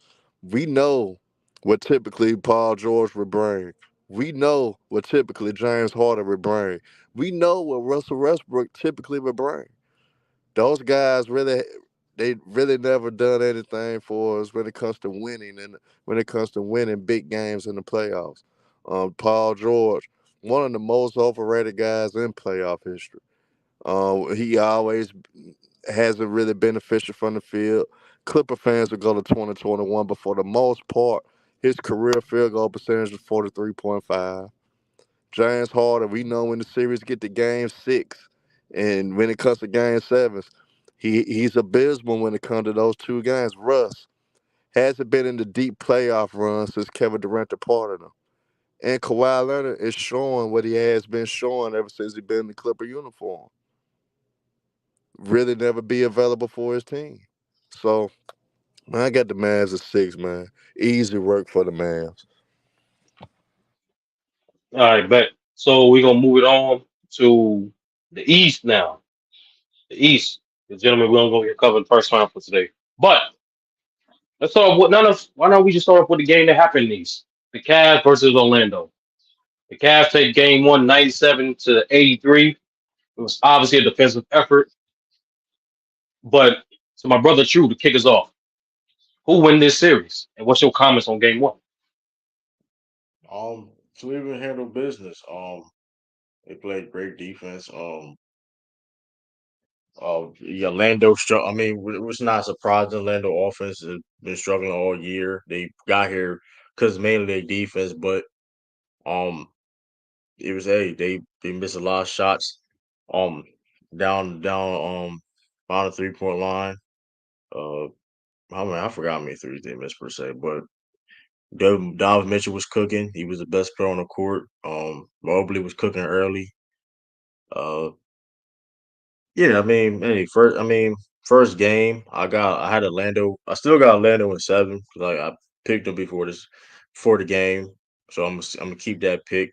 Yeah, the playmaking is going to be an issue per se. It's definitely going to be an issue for this Orlando team. Initiating offense and creating offense on a consistent basis is going to be very very tough. But yeah, Cleveland did get what they had to do. Yeah, but that being said, listen, 90, that was forward. Atlanta still held Cleveland to 97 points, which is in this day of the NBA, that's hard to do. So, I mean, the problem is that can Orlando get some offense, can generate some offense on a consistent basis. But all that being said, Cleveland, I mean, they played a great game. If Garland came down late in the stretch, he was struggling majority of the game. He came down that fourth quarter, but I'm still picking Orlando in 7. That's my pick. I mean, before the game happened, I'm gonna stand on it. But Interesting. Yo, Casual, you there, brother? Yeah. Okay, bet. So, Casual, give your take. Who wins the series, and what's your take on game one between the Cavs and Orlando? Um, Today's game was it was a reality check for Orlando, and Orlando fans. I think they thought that the defense that they played during the regular season was going to translate to the postseason just like that, and they were in for a rude awakening. The Cleveland Cavaliers did what the New York Knicks did to them last year. They punched Orlando in the face. Specifically, Evan Mobley knocked down two threes to start the game off, and from there it opened up the paint. And once that happened, it was basically game on. Evan Mobley was able to get off. Jared Allen was able to get off. Darius Garland's playmaking was able to become far more easier because they were guarding the perimeter so aggressively, which was a little odd to me because I thought that you as a head coach for Orlando, you're looking at Evan Mobley knocking down two threes, and you're not necessarily buying that is who Evan Mobley is. maybe it was just a stretch, and so I was surprised that he guarded the perimeter so aggressively to where he opened up the paint for players like Evan Mobley, Jared Allen, and even Donovan Mitchell. And especially I want to give like a quick like shout out to Karis LeVert. Karis LeVert came in and was immediately aggressive off the bench. He gave them the aggression on the offensive end that they needed, and he even converted back-to-back and ones to essentially secure the lead for them in the third quarter. And once they got that lead, they never looked back. Well, not once they got the lead, but once they got it to like 14 or 15, I believe, they never looked back. And so I think Orlando is going to come back next game, and they're going to play much better basketball offensively. I just think they were ill prepared. I think Jonathan Isaac, Paolo, and even Mo coming off the bench, I think that they came prepared, but I specifically think the point guards of the Orlando Magic were not prepared to play basketball. Gary Harris didn't do what made him have a lot of minutes for Orlando this year, and that's make threes. He went 0 for 5. Jalen Suggs was like virtually ineffective until like the third quarter. Like just all around, it was a little ugly, but I think that they'll fix it for game 2. As to who I think is going to win, I'm going to go with Cleveland still because I think the experience. How many games? How many games? I'm gonna go 6. I'm gonna go 6 to be safe, but I part of me wants to say 5. I think Orlando comes back game 2 and they play well. I think that they win a game on at home, but overall, I just think Cleveland, they have the size to be able to hold off Paolo and Franz from getting to the paint how they want to, and they're not a good enough 3-point shooting team for me to think it's reasonable to think that they're going to shoot their way into this series. Yeah, I'm looking at Cleveland. They just have all the answers to Orlando's questions. So, yeah, I'm gonna go with Cleveland in 6, but I wouldn't be surprised if it goes 5. That's interesting, Casual. I expect nothing less from a great breakdown and understanding of Magic, more so than an A student from Gryffindor, and I appreciate that from you, Casual. I appreciate that. But nonetheless, people, we got our next series we want to cover. Ironically, Casual's favorite team. Who do we think we're gonna win? The Bucks or the Pacers? Now I'm gonna start this one off, gentlemen. I personally believe it's a wrap. I think, unfortunately, due to the downfall of Giannis and his injury, he's projected bare minimum to miss the first 2 games of the series. But on average, at least with the injury that he was diagnosed with the type of grade of calf that he got, on average, if this is during the regular season, he's out for at least a month. So the chance of him even coming back during this series is kind of slim. So based on that, no, I do not believe the Bucks can beat the Pacers without Giannis. I think the Bucks too slow.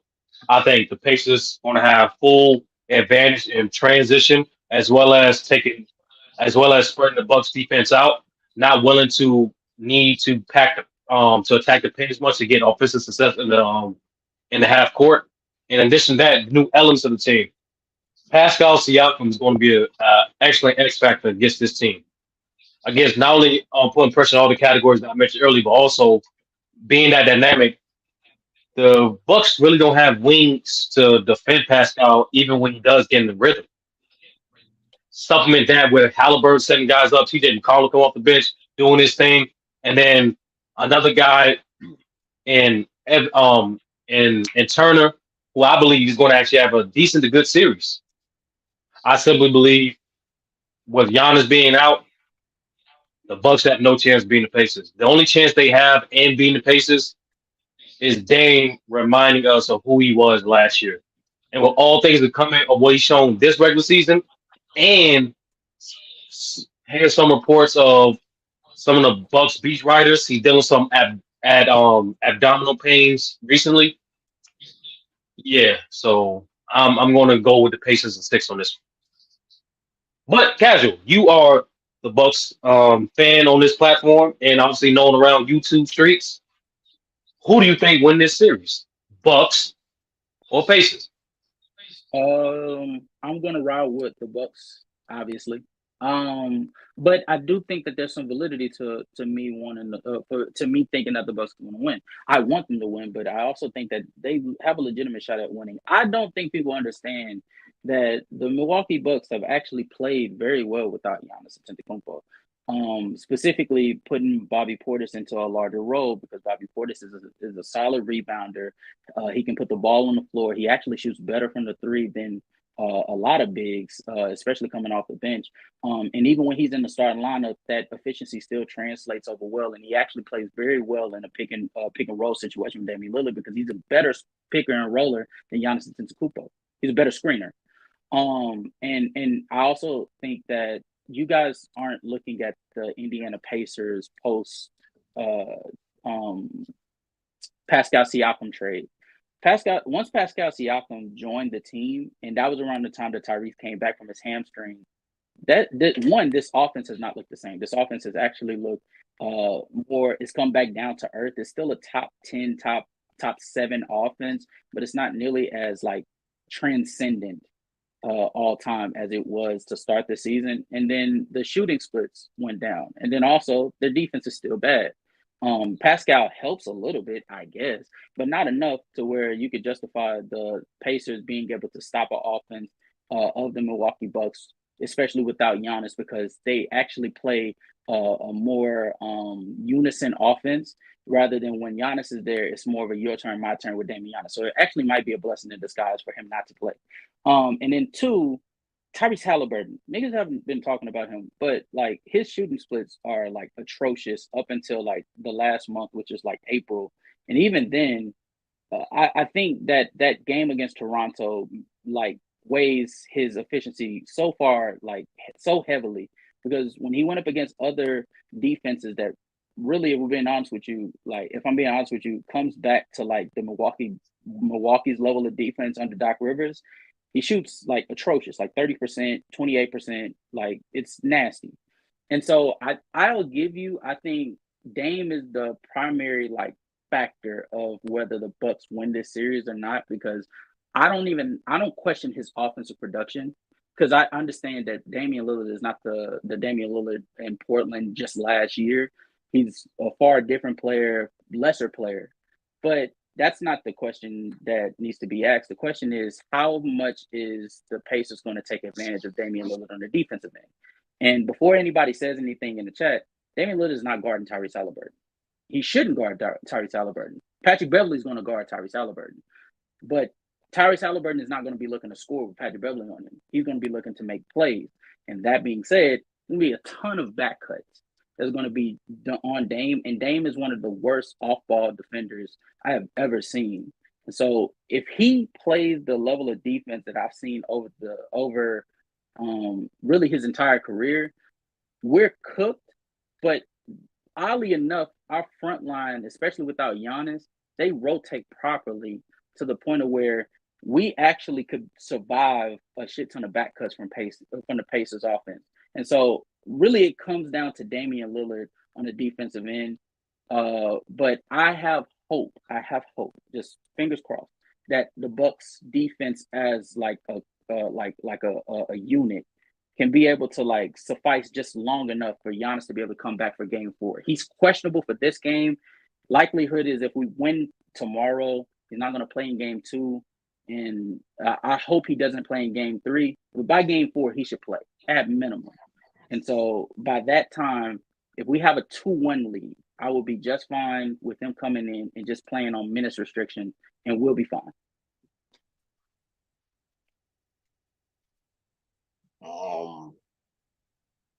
I pay. All right. Yeah, True. What you got, bro? Like, what you got against your rival Bucks team? Who you think win this series? Bucks or the Pacers? Are we a rival, True? I don't think we're rivals. It's not a rival, James. Yeah, Bucks and Celtics are rivals. I don't know what to tell you. I don't know how they. I don't know how they. They're really not. I don't know how they not. There is Bucks fans that try to push that narrative. I don't look at. Yeah, I I don't don't look really at us as a care. rivalry because we don't see each other I, as often. If anything, it would Now, keep I ain't both of our saying casual rivalries. per se. I ain't No, saying y'all Yeah. casual. y'all I'm rival saying Bucks because fans. y'all have Other history in the Bucks fans. playoffs, not only as a franchise but also in recent history. Y'all rival because just like True always mentions, y'all have multiple meetings in the playoffs. So yes, that makes y'all rivals, and most importantly, because y'all always in the top two teams of the East, y'all always in compared to one another. Though those games in the regular season and postseason, especially not only from the fan bases, but especially from both teams, are viewed in high regard. So from all accounts, yes, the Bucks and Celtics are rivals. But do you think, True? Who you think wins between the Bucks and the Pacers? Well, all accounts show that past your past logic that don't make sense. But we can move on in that. But No, I was Pacers, just I no for real. mean, I was just about to so, say. I was so just we. about to say. I'm I just saying we can move on from that. I don't even we can move on for that. Your past, listen, we could, but I got Pacers 6 because, like I said, the Giannis injuries. That's a serious injury. I don't think Giannis need to even come back because if we have, like I said, that injury is like if he would be a month off regularly to heal. And we've seen that type of injury before with calf strains where it can lead up to. So it's like hmm just to be. I mean, it's to be safe. And here's the thing too. Like I think they kind of threw away their season and got ready for the next season anyway with hiring Doc Rivers. And yes, Doc Rivers not getting fired if they lose because going back to my point, I'm not saying throw away the season like this, lose on purpose or tank, but getting prepared for the next year because you don't fire your coach mid season and Griffin and then expect it. You know what I mean? Didn't expect to like, you know what I mean, a coach change like that, expect to try to win the championship. Then you have an injury of Giannis. It's like, bro, I mean, it just at this point. That being said, I mean, can the Bucks can win? I mean, I wouldn't be surprised, but and that's my last point of why I don't think the Bucks can win because of Dame. I don't if Dame was playing like he was last season, then sure, I would say Bucks probably could win. But how he been playing recently, and then I don't. It's gonna be hard, man. Like Giannis was. I mean, people forget how great Giannis is just because he may not finish top three or whatever. Um, this man's one of the. We were one of the best defenders on the team. So yeah, I got Pacers. Hmm. Hey, let me know if you're back. But in Yeah, the I'm back. meantime, yeah, what do you think of this series, man? Who do you think prevails, the Pacers or the Bucks? This is a very interesting series, in my opinion. And then when you actually look at it from just how can I say a technical standpoint, at one point the Pacers had the best offense in the league, and they played at a very fast pace. And the Bucks were up and down and very inconsistent, yet they stayed within the top three seeding. They've currently lost Giannis, he's a debatably top two, maybe the best player in the world in some people's eyes. But like, I think that's going to be a big loss. The key is this, and I think I don't know, my co-host may agree and disagree. Um, for me, both teams are going to be driven by the star point guards. I think that they're going to be the driving force for both of the teams. Can Lillard get back to his Portland level of performance, and can Halliburton get back to his performance before the injury? I have more just out of how can I say, because I've seen it more and experience. I think Lillard can get off of will be able to reach that level of performance more than Halliburton. I think Siakam's I actually like Siakam, but in a team where he's your second best player on the supporting cast and not the best, I think he may not be as effective. I think Bobby Portis will the joint effort of Bobby Portis and Brook Lopez will be able to negate that. Then you've got Beasley as well. Beasley has been showing that he's a tremendous 3-point shooter. he would be someone I'd be trying to utilize. You also have just from in my eyes, you have Pat Bev, who I believe will be able to galvanize the troops, be able to inform everyone on the reads what are going to be done, and he will be put on Halliburton throughout most of the game as well in certain spots when he's on the floor, which I think he'll be able to be a pest on the floor. So I think the Bucks will be able to get this done in 6 games, but I don't think it will be like a blowout or anything. I think it will be 6 close games in some capacity. I think one of the games on each side will be convincing, but the rest of them will be nip and tuck. But hopefully, Giannis can be back as well in partway through the series. But if not, I've still got the Bucks in 6 games. All right, I see. We got an even split on the panel, man. You got 2 guys saying Pacers in 6, the other 2 saying Bucks in 6. I like it. But let's get to the next series. The series in particular, the gentleman to my right is looking forward to the most. The Heat. This is a hands down rival, despite what people say. The Heat versus the Boston Celtics. Coach Spo versus Joe Mazzulla. Bam Adebayo versus Jason Tatum. Now, obviously, you don't typically hear Bam versus Jason Tatum. For those who don't know, Jimmy Butler is out of the first round. So it's going to be the Miami Heat without Jimmy Butler against the Boston Celtics. Who wins? And somebody got echo. Yeah, I think it's true. I got echo.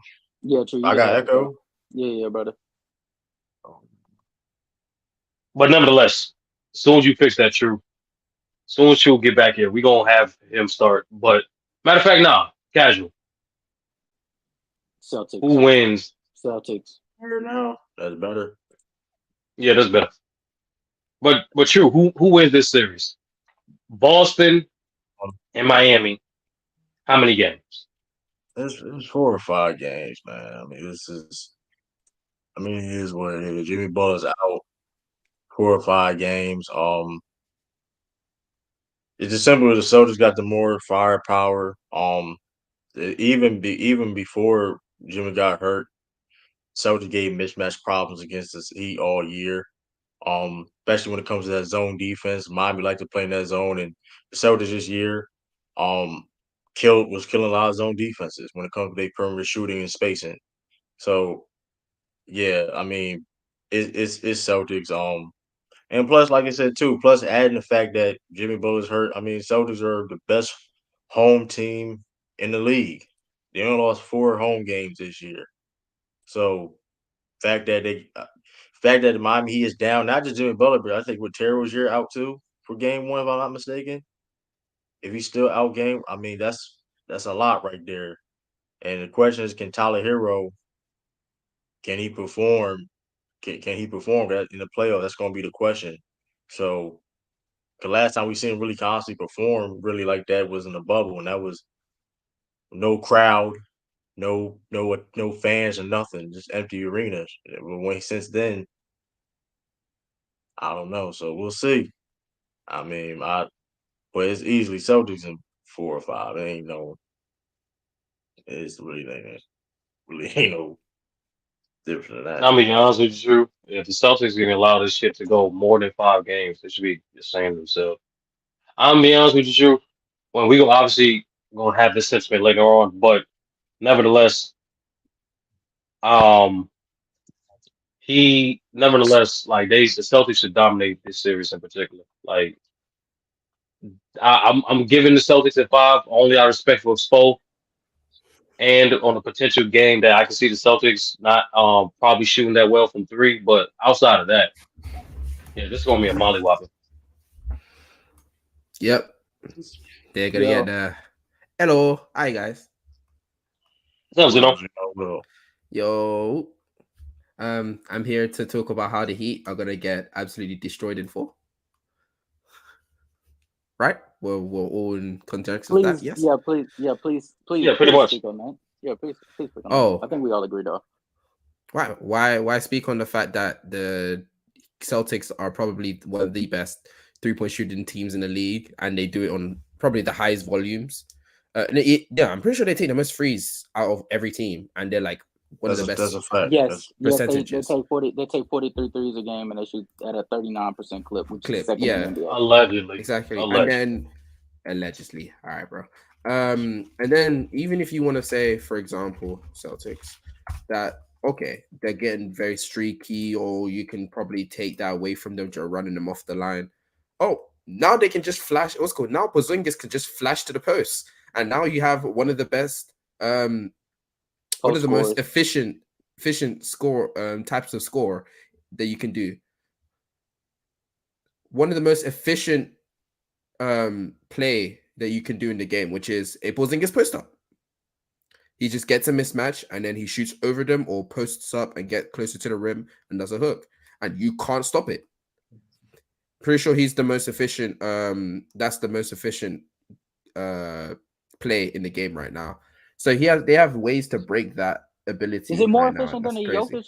Is it more efficient than a Jokic post up? I think it is this season. Yes. I'm gonna check to be sure, but last time I checked, I could have sworn they were like it was like decimals between the two. Let me see. No, but you know, do your thing. Lane play. But regardless, it's not like they're going up against the Nuggets right now. So yeah, no, against the Miami Heat, there's no in every area that Miami had like an advantage last year. They don't have those advantage anymore, especially without Jimmy Butler. And so I would take it a step further than Zeno and True. They're getting swept. The Heat are getting swept because the Boston Celtics. Yeah, because okay, I'm sorry. Because the Boston Celtics, like every statistical category, if you compare it to history, points to the fact that these are not just Eastern Conference favorites, the title favorites. They should walk through the Eastern Conference. Matter of fact, I'll tell you right now, true, and you can hold me to this. Every single series they on throughout this postseason run, up until they get to the finals, I'm picking Boston Celtics in 5 or 6. I mean, listen. Listen. Here's the thing too. Like people gotta understand, and people gonna go off of the past of Celtics not getting it done per se or under the cheat. Listen, at the end of the day, they're gonna win the series hands down. I don't care how many games they're gonna win hands down. It is what it is, right? I mean, Miami don't have a chance. I don't care if it's a 15 game series or it's a 3 game series or a 1 game elimination. It doesn't matter. It's the Celtics are gonna win. H, what you think? People gonna go by. H, what you think? Like, what do you think the odds of the Heat winning this series? What do you think? Can the Heat channel their inner LeBron? Can they conquer Lucky per se? Can they do the ultimate David versus Goliath? But nonetheless, the inner LeBron is nasty. Who you think win this series between the Heat and the Boston Celtics? Unless the Heat are bringing back LeBron, Wade, Bosh, Shaq, and not even then. Yo, that's the only way they're gonna win, man. Yo, this is a 4-0 sweep, man. Take out the brooms, and once again, man, it's a sweep. Like, I agree with Zeno, and that was a very good point. Porzingis actually generates the most. His post shot is one of the most. Well, no, it is the most efficient shot in the game right now. Now Jimmy Butler. Oh my God. I think now Jimmy Butler's gone. I think we're gonna see some. Boy, man, we got Tatum gonna be looking like a top 3 player against the Miami Heat, man. Now Butler's gone. I guarantee that, man. Then when you look at the outside shooting of Derek White, I think with Holiday usually struggles for shooting in the playoffs, but I think now he's gonna stick at a 40 percentile now. And then you also have to look at the bench. For me personally, I think the Celtics have the best bench unit in the NBA. Peyton Pritchard for about 2 months straight, or I think it was a month straight, he was averaging around 18 and 9. Fantastic player. I think very underrated as well. He deserves eventually a starting spot, but for now he's gonna have to stay on the bench. And then you've got obviously the veteran in Al Horford. And you got the other guys as well. The other Caucasian boy who's a very good 3-point shooter as well. So I think this Sam is just gonna Hauser. be, yeah, man, Hauser. I think it's gonna be a 4-0 sweep, man. It's no contest really, and they're gonna go to the next round with ease. Like they're gonna put. I mean, like I said, Bam has to play Bam legit has to play a whole game. Like you gotta play legit 48 minutes a game, which is like, I mean, is it's really no. It surely should be no debate who wins this series. All right, Oh, gentlemen. this is All right, okay. good Look, thing. Good things. one thing. Well, you take that. One thing, yeah, This one series thing, is this game is crazy I going on just right looked now it, I too, just y'all. looked it up. I just looked it up. Remember, we had this conversation on your channel, True. Yeah, Yeah. So it's spiked up. It's 63.1 efficiency for Kristaps on 1.8 attempts, whereas Jokic is 60.9 on 3.3 attempts. So it's lower volume but higher efficiency. So yeah. I mean, but even you That go being a said, though, that percentile does not though, he's still the 96. He's exactly. Even that being said, the Heat have no answer for Kristaps post up. They have no answer for the floor spacing of the Boston Celtics. They have no answer yo, for Ralph, you nasty, bro. They have no answer. So Ironically, right, with the great timing of Ralph showing up in the chat and Zeno showing up on the panel, we finally can get to this series that's going on right now, game one. For those who don't know, it is Philly versus the Knicks. It's actually a very close game right now, 78-72. Philly's up by 6. But gentlemen, who wins this series between the Knicks and the Philadelphia 76ers? I think it's only courtesy that we let the Philadelphia fan Zeno break down this series. And your thoughts on the game that's going on right now. I think, really truly, I think this should be more of an open discussion, firstly. And secondly, I actually think that this is going to be a very defensive chess match. I know that there's been a lot of scoring happening right now. But firstly, Embiid's not fully healthy. So that's clearly happened. And if you've been watching the game, Embiid injured himself. Well, not really injured himself, because what they were saying was it's not that he's injured. He just doesn't trust his knee yet. So he's trying to fight back his mental issues when it comes to his trusting his knee. But back to what I was saying. This is going to be more about how does the Sixers neutralize Jalen Brunson, and apparently Deuce McBride, because Deuce McBride wants to hit every three known to man. Because Jalen Brunson is their main like offensive initiator. They kind of have the similar situation where it comes to Mavs, and I forgot the name of the player. Jesus, Luka Doncic. There you go. Like they both hold the ball a lot, and they both like to orchestrate what's going to go on. But Jalen Brunson is more likely to be the scoring type, while Luka is more balanced. So what we're gonna have to do is more, rushing him and trying to get the ball out of his hand, blitzing him and trying to get the ball out of his hands, or boxing ones or triangle and twos, just different types of coverages, and constantly showing him that he's just going to see multiple guys on him. Pause. And maybe even full court presses as well. So that's what's going to be needed to do when it comes to our side. For the Knicks' whole thing is really just keep playing the way you've been playing this whole season. Crash those boards. Make sure Embiid doesn't make sure you keep your body down, and only put your hands up in the air. Do not ever go for Embiid's pump fakes. Make sure that you're gonna always be disciplined when it comes to Embiid, because if you don't, it's gonna be a long series for you, because you're just gonna be giving Embiid too many free throws and demoralizing yourself. Jalen Brunson is going to need to understand that he's not going to be able to score as much as he wants to during this series. So he's going to have to play this game more of a playmaker and pick and choose when he wants to shoot. That's what he needs to do more. And Josh Hart is the X factor this series for them. If Josh Hart is able to grab a lot of rebounds and inhale 15 of them, it's not going to be a good series for us Sixers fans. But yeah, and then for our team, what Tobias Harris does is a plus. I don't know who would be our X factor, honestly. Yeah, X maybe Embiid. It has to be Embiid. I guess Embiid, yeah. No, because I was thinking outside of Embiid, because we know Man, Embiid's star players can't count as X factors. Like, come on, dog. No, but I'm saying the reason why he's an X factor is if he's at least healthy enough to be able to play in this series. Nick Nurse can be able to put people in positions for him to be able to pull out like a game or two, and then you just need Embiid to drive it home. But casual, like if he's not healthy, the whole point of the whole thing that Nick Nurse has been preaching for this entire season can't even be properly utilized because Embiid's not even there to be able to, you know what I'm saying, make it come to life, if you will.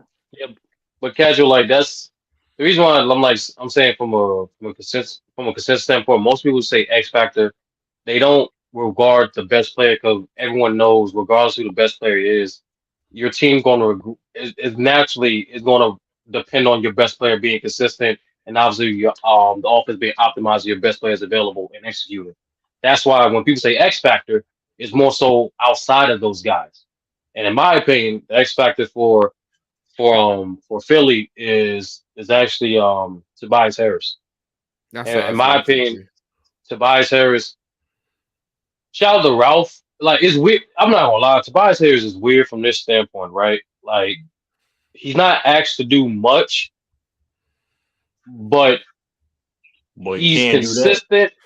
No. Like, I'm saying like he's consistent, but not when you need him. That makes any sense. Like it's so Yeah, I weird to get what say you're like saying. he's not trash. It's just like, but you like okay, Tobias, we're good. We just need your typical 16, 18 points and play good defense. And somehow he fucks that up. Like, all right, cool. You having a bad shooting spot, right? Cool. Just play good defense. He gambles. Oh, okay, cool. You playing good defense. We just need you to knock down a couple open shots. He's doing weird pump fakes at 3-point line. So it's like Tobias and to keep it simplistic, I think he's the X factor for the Sixers, and particularly for the series because if he's more consistent and not just offensively, defensively, that kind of alleviates a lot of stuff in regards to depending for Joel Embiid. Because believe it or not, Tobias, especially if he gets mismatches on smaller guards the Knicks have, he has potential to post up. He has potential to expose that mismatch. So I think he is the X factor for Philly. But nonetheless, true. Who you got winning this series, and what's your thought on this current game one? This is a good game so far. Defensive matchup per se. B had a health scare Just let me in a let me sense. give a quick update real quick. For those who not watching, the score is currently 82-79. Philly up by 3 into the third quarter. What do you think, Joe? Yeah, very very good defensive game. So I mean, besides for the most part, besides Minnesota was beginning we got some points of the night, but I mean today, but very good defensive matchup so far. I mean, I got Knicks in 7 because of the fact of the drill and beat his health. I don't know how healthy he can be. I think if he was healthy, I mean, he's healthy enough, right? He's having a good game, but I feel though if he was at his 100% best per se, I'll be more confident say Philly. But that's my only thing. That's only really my only reason why. The Knicks, like I said, and I think even with that being said, the Knicks can does match up with them well. When it comes to depth, and like I said, defense. Like I said, going back and forward, like this is a very good defensive game plan on both sides so far. So I'm curious who's going to take over this fourth quarter in game one. But um, I I make yeah game 7 games the Knicks. Casual. I'm gonna need you to buffer this out before World War III starts. Um, who do you have winning this series between the Knicks and Philly? And what's your thoughts on the game that's going on right now? I have Um, Knicks in 7, and Oh my god, bro. yeah, I have Knicks in Y'all about to 7, start it. and Y'all about to put a battery this big back. Do you think? oh wow, Yeah, I got Knicks in 7, and as far as this game goes, this is about going. This is going exactly how I expected. I have Knicks in 7, but it's only because I think that this series is going nip and tuck. I don't think Embiid is like even like a fraction healthy enough for you to justify them the Philadelphia 76ers just overpowering the Knicks. I'm looking at this game right now. And what they're doing to Embiid is sort of they're throwing bodies at him to try to aggravate that knee. And so what you saw when he tried to blow past Mitchell Robinson, and I think he posterized OG. Am I right, Zeno? I think he posterized OG. When he landed and he held his knee, that was after like 2 straight possessions of Hardenstein and Mitchell Robinson just being thrown at him, and OG Anunoby and Josh Hart. And so like I'm looking at Joel Embiid and the 76ers. And although I have been on the record saying that I think Nick Nurse is going to outcoach Tom Thibodeau, there comes a point of where you do need your talent to be like at least a fraction enough healthy to justify them a top 3 head coach to be able to amplify that offense and defense to the point of where you can justify saying they're going to get over the hump. And when I'm looking at the Knicks, they're just healthy from top to bottom, where the Philadelphia 76ers, they're missing their best player. And so as much as I agree with you in typical standpoints where you would say the X factor is role players, or the X factor is like a second star, or a second best player, or third best player. In this series specifically, it has to be Embiid. If Embiid is healthy, look at what we're seeing. If Embiid is like healthy, enough for him to be on the floor to produce what he's producing as far as like rebounding, protecting around the rim, and shooting, shooting the ball at the level that he's shooting it at. Like the dude is like he's actually relatively efficient right now, even with him being on one leg. And so that's good enough for you to be able to make it past New York for like 2 games, but it wears on you. And I don't believe in games 5, 6, and 7 that Joel Embiid is going to be healthy enough to surpass what the Knicks are going to throw at you, because Tom Thibodeau is going to throw the kitchen sink at Embiid. It's just happening.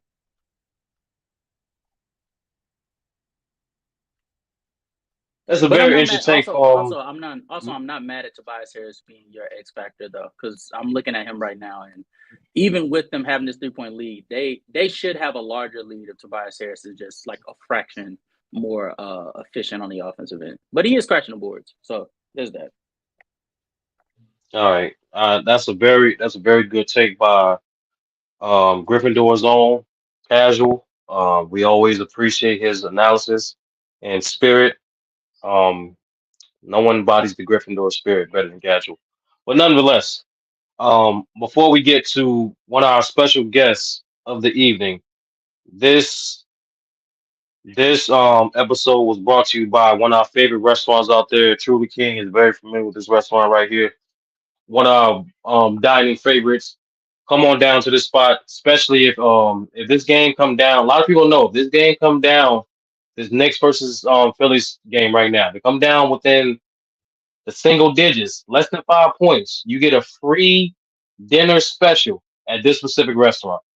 But shout out to this restaurant, shout out to our brother True. But Ralph, Big Philly Ralph, are you there? Yeah, Oh yeah. yeah, What's up, how about this? Sturdy and Yeah, everybody? Thanks for having me, bro. What's how about good, this? Ralph? How about this? What is your Got to talk thoughts? to my What man is Ralph your How Controllo. thoughts? about laughing in the comments, by the What way? is, How about what laughing is in the your comments? thoughts? What is your thoughts on this game, and who do you think win this series? Do you agree with your brother Casual and True, or is Philly's going to lose to the Knicks in 7 like they are saying? What is your No, take, brother? Who do you think wins?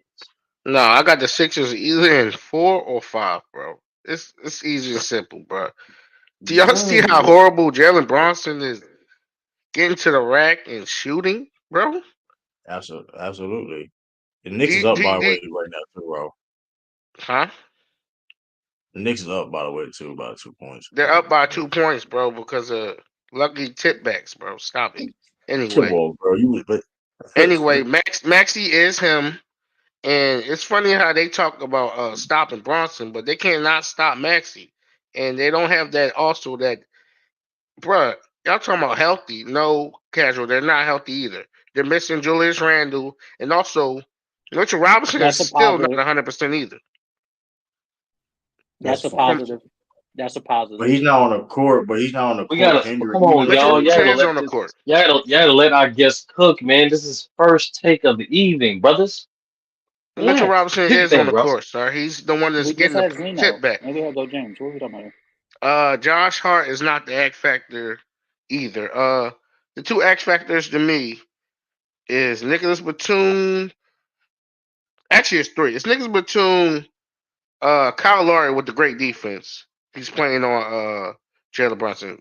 Him and also Kelly Oubre, who also is playing great defense. If them guys can play great defense consistently,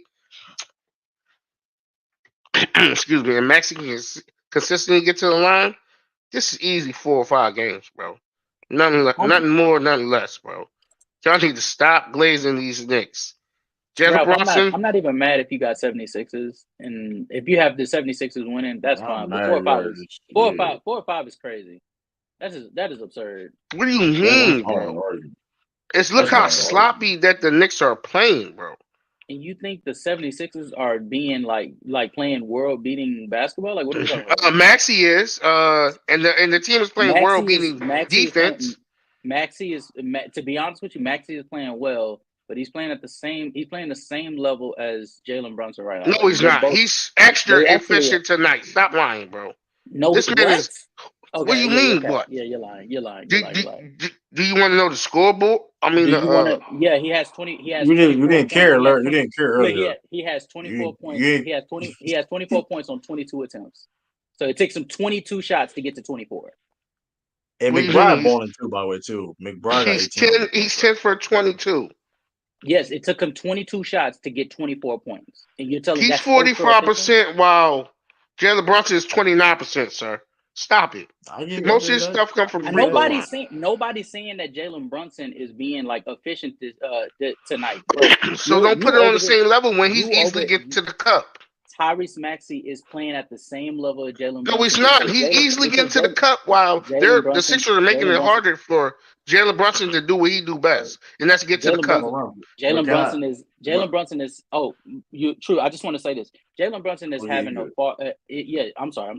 He just has Jalen Brunson has a larger responsibility on this entire offense of the New York Knicks. So he's trying to to tell you the truth. Zeno put it best. He's trying to put on a Luka Doncic level offensive production, and that's not who Jalen Brunson is. But he's trying to do his best right now versus Tyrese Maxey, who has his fault. No, that's not his fault. It is his fault because he can do when he played with Luka, he can pass that ball up nice too. And when he did pass the ball up tonight, his team is shooting horrible. So how y'all easily got them in 7 games or whatever? On the flip side, the Sixers are really doing good, better than them. True, they're shooting 40% from the 3. What is he talking about? No, I'm talking about getting to the cup. That's the thing. Can I say this over? And I understand your point. But that being said, though, with all that being said, Jalen Brunson is struggling, and the Knicks there's still a game. So the fact that Jalen Brunson is struggling with that point, which is fair, and I'm not listening. Nobody mad. Listen, you got Sixers winning. I have no dog in it. Like, yeah, I mean, Sixers can't win this series. Like, I just think it's going to be at least a 6-7 game series. That's all I'm saying. And they're only struggling because they're both two great defenses of the league. If I had to say, if I was more confident in Joel Embiid being helped, I would probably say 5 or 6. But like you're telling me, honestly, they don't need him this round, bro. He's just there as a decoy. All right, bro. You just what do you mean? All right, Rap, you're chatting. I'm chatting, but they didn't need him. They didn't need him last year versus the Brooklyn, or the year before that versus Brooklyn. Like, what are we talking about? That was a game. That was a this game is recorded, against Bro, this is recorded too, bro. No, it wasn't a game against Brooklyn 2 years ago. He didn't play the whole round damn near. No, he didn't. You're lying. Literally last year. Why you comparing? I said the year before that versus Brooklyn. They didn't play Brooklyn. 2 years ago. They played. Who did they play in the first round? They played Toronto. That's where Joel Embiid broke his face, and then they went against. Oh yeah. My fault. My Damn, fault. Ralph, why you be trying to like? Come on, bro. Come Yeah, on. this is nasty though. This is nasty. Oh yeah, Because that's the like round they ain't even versus the fact Toronto. you compare it, but you comparing this Brooklyn team to this Knicks team is nasty work. Because like this Knicks team is way better than that Brooklyn team, and it's like, bro, like listen. I don't know why I have the problem you thinking the Sixers gonna win this series, bro. I don't. But saying that they don't even need Joel Embiid to win this series. Listen, the game is still on too, though, Rob. Mind you, this is recorded, so like I don't like it. This is recorded, What do so you we mean? gonna I go said back either on this 4 and be or like, 5 games. listen. Hey, all right, bro. And you said 4 or 5. The game ain't even over yet, though. And So I'm so just so so so it's still 7 minutes in the game, but Ralph, I just want to say this, bro. Like I have again, similar to True, I have no problem with you having Philly over New York, but bro, you don't have to jump off a cliff to get your point across. Like we don't say you understand wouldn't spit it how like that. lethal. Yeah, we understand how lethal Philadelphia is. Tyrese Maxey with Joel Embiid dribble handoff offense, like how potentially lethal that is. All we're saying is we feel like Joel Embiid's injury is more serious, and when you add to the fact that New York is already a better rebounding team than Philly, they're already a better defensive sounded team than Philadelphia. We believe that that is more consistent than injured Joel Embiid Philadelphia 76ers team. That's all. And so we can agree to disagree on that, but you don't have to jump off a cliff saying that they're going to win in 5 or 6. That's just 4 or 5. That's nasty. That's nasty. And you don't even believe that, Ralph. And I know you. You don't believe that. Yes. And why are they better at all these statistical categories? Because of Joel Embiid injury? They were leading before the injury. No. I think that they were already a better rebounding team than Philadelphia. So them out rebounding them isn't surprising to me. But I do think that Joel Embiid his impact would be felt specifically on the rim protection side if he was more healthy. Right now, Nick Nurse is running the defense that essentially has Joel Embiid just sitting in the paint. Like he's just waiting for somebody to come. And so what Tom Thibodeau is trying to do is essentially trying to force Joel Embiid away from one side so that they could attack that side so they can get layups. And it's been successful over like the beginning of this fourth quarter. But I think that Nick Nurse can make the adjustments to make this go a long series. And if Joel Embiid can be able to just pull out like 1 or 2 virtuosos, fair enough, Philadelphia comes out of this with a win. But as I'm looking at them right now, New York is just they're just more sound defensively, and they have a healthier group than Philadelphia for them to be able to pull Wait, out how this they more series. sound defensively when Maxi just They get to put the rack stamps anytime he on want? Brunson right now, man. Oubre playing great defense Thank you. the Toronto right Uh, now. I'm not thank saying you, that I'm not saying Sturdy. that Philadelphia isn't a good defense. No one said that. I just said New York is a Knicks is more too. I'm sound always defense. saying that Knicks is playing great defense too. No, Like the I'm game no is no like great defensive. That's all we were saying. Like I'm saying, like no both like we know who Nick Nurse is, we know who Tibbs is, we know their MO, especially defensively. I think I think I can't cap her off. Like you got Philly winning like 4. It's funny as hell to say, they but don't nonetheless, need Joel Embiid. Like that's crazy. They don't really, like come on, bro. Like let's Shout out to calm down, Kelly Oubre bro. though, because Kelly yeah, Oubre is shout out to Joel Shout out Embiid, Kelly. man. Like keep getting to the free throw line as much ways as you like, bro. Like I hate when people say, "Oh, them calls don't work. Them calls ain't gonna work in the playoffs," but he's still getting the same exact calls, man. Shout out to great Joel Embiid. shot, Josh. But real Great quick, shot, Josh. Sturdy, Not just don't you Celtics. get don't you slightly get the edge to Philadelphia what they doing to Jalen Brunson when Tyrese Maxey is the same caliber type of player that plays downhill and gets to the rack anytime he wants, and he's still doing it? While Brunson cannot do it tonight? Right, but Well, that being said, bro, It's taking I the team agree with that. effort from them I to agree stay with into you the saying, game. but hold up, no, but While two it great doesn't defenses are worry you. Xing each other out. That's why it's so close Okay, still. and I get not okay with that being said, and I agree with that. But so it doesn't worry you at all the fact that Brunson is struggling and Knicks is still up right now. I just told you that's because they're two great defenses are Xing each other No, I'm out. just saying, That's why it's still so close. but I'm It's a just, defensive I'm, matchup, not really an offensive matchup. I'm just saying, but any circumstance though. But that being said, though, Joel Embiid, but you just hyped up Maxey. Maxey got 26, and What do like you mean? But he, Maxi is getting his buckets not from threes or jump shots. He's getting to the bucket I'm effortlessly. not saying he's not. I'm not saying he's That's what not. I'm makes it just more saying though. Shit, spectacular. Two I'm guys not that do the saying. I'm same just thing while right, one is doing it and the other right, one is getting hindered for not doing right. it. Come on. Absolutely. But I'm just saying though. Shit, and as you picking the Sixers though, you don't think it should be worried the fact that Jalen Brunson is playing not so well and it's still a game. No, I should That's all not I'm be saying. worried. That's all I'm saying. Because All right. I mean, because Maxi is still getting to the rack, getting these and ones. And we just seen Joel Embiid get an and one. Well, a foul bait call. And they get into the rack and missing free throws. It's just a defensive matchup. That's why it still looks so close.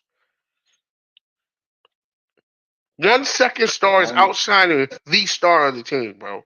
They're getting putbacks. That's why they're still up on the lead. right. Little tip-ins, little missed things like that. It's not Offensive like they're rebound doing matters, something though. spectacular. Offensive rebound do matter though, bro. Can't. I mean,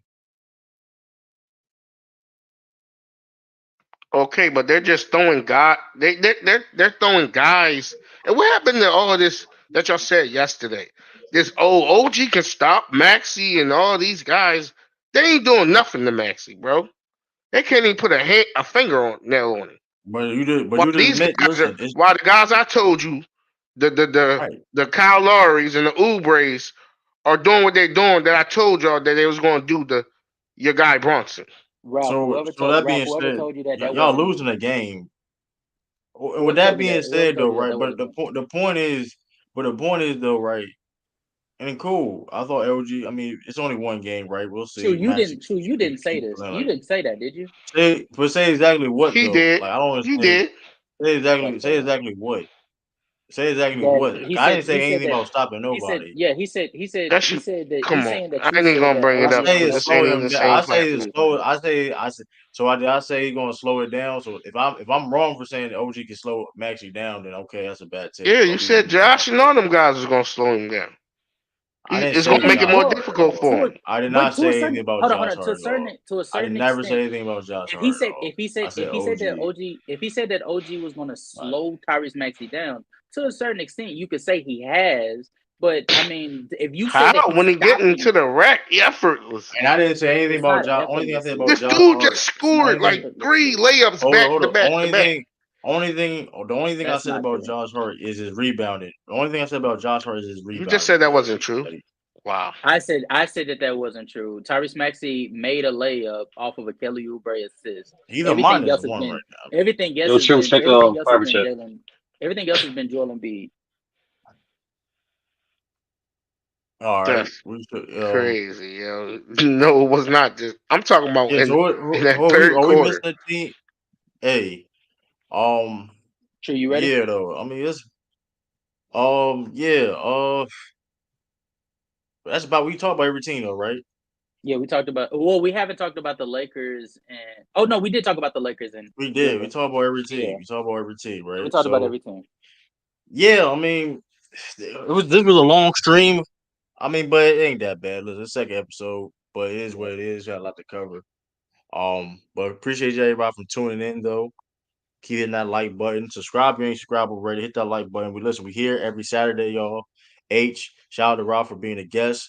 One of the Salute first everybody. guests. Appreciate you coming on.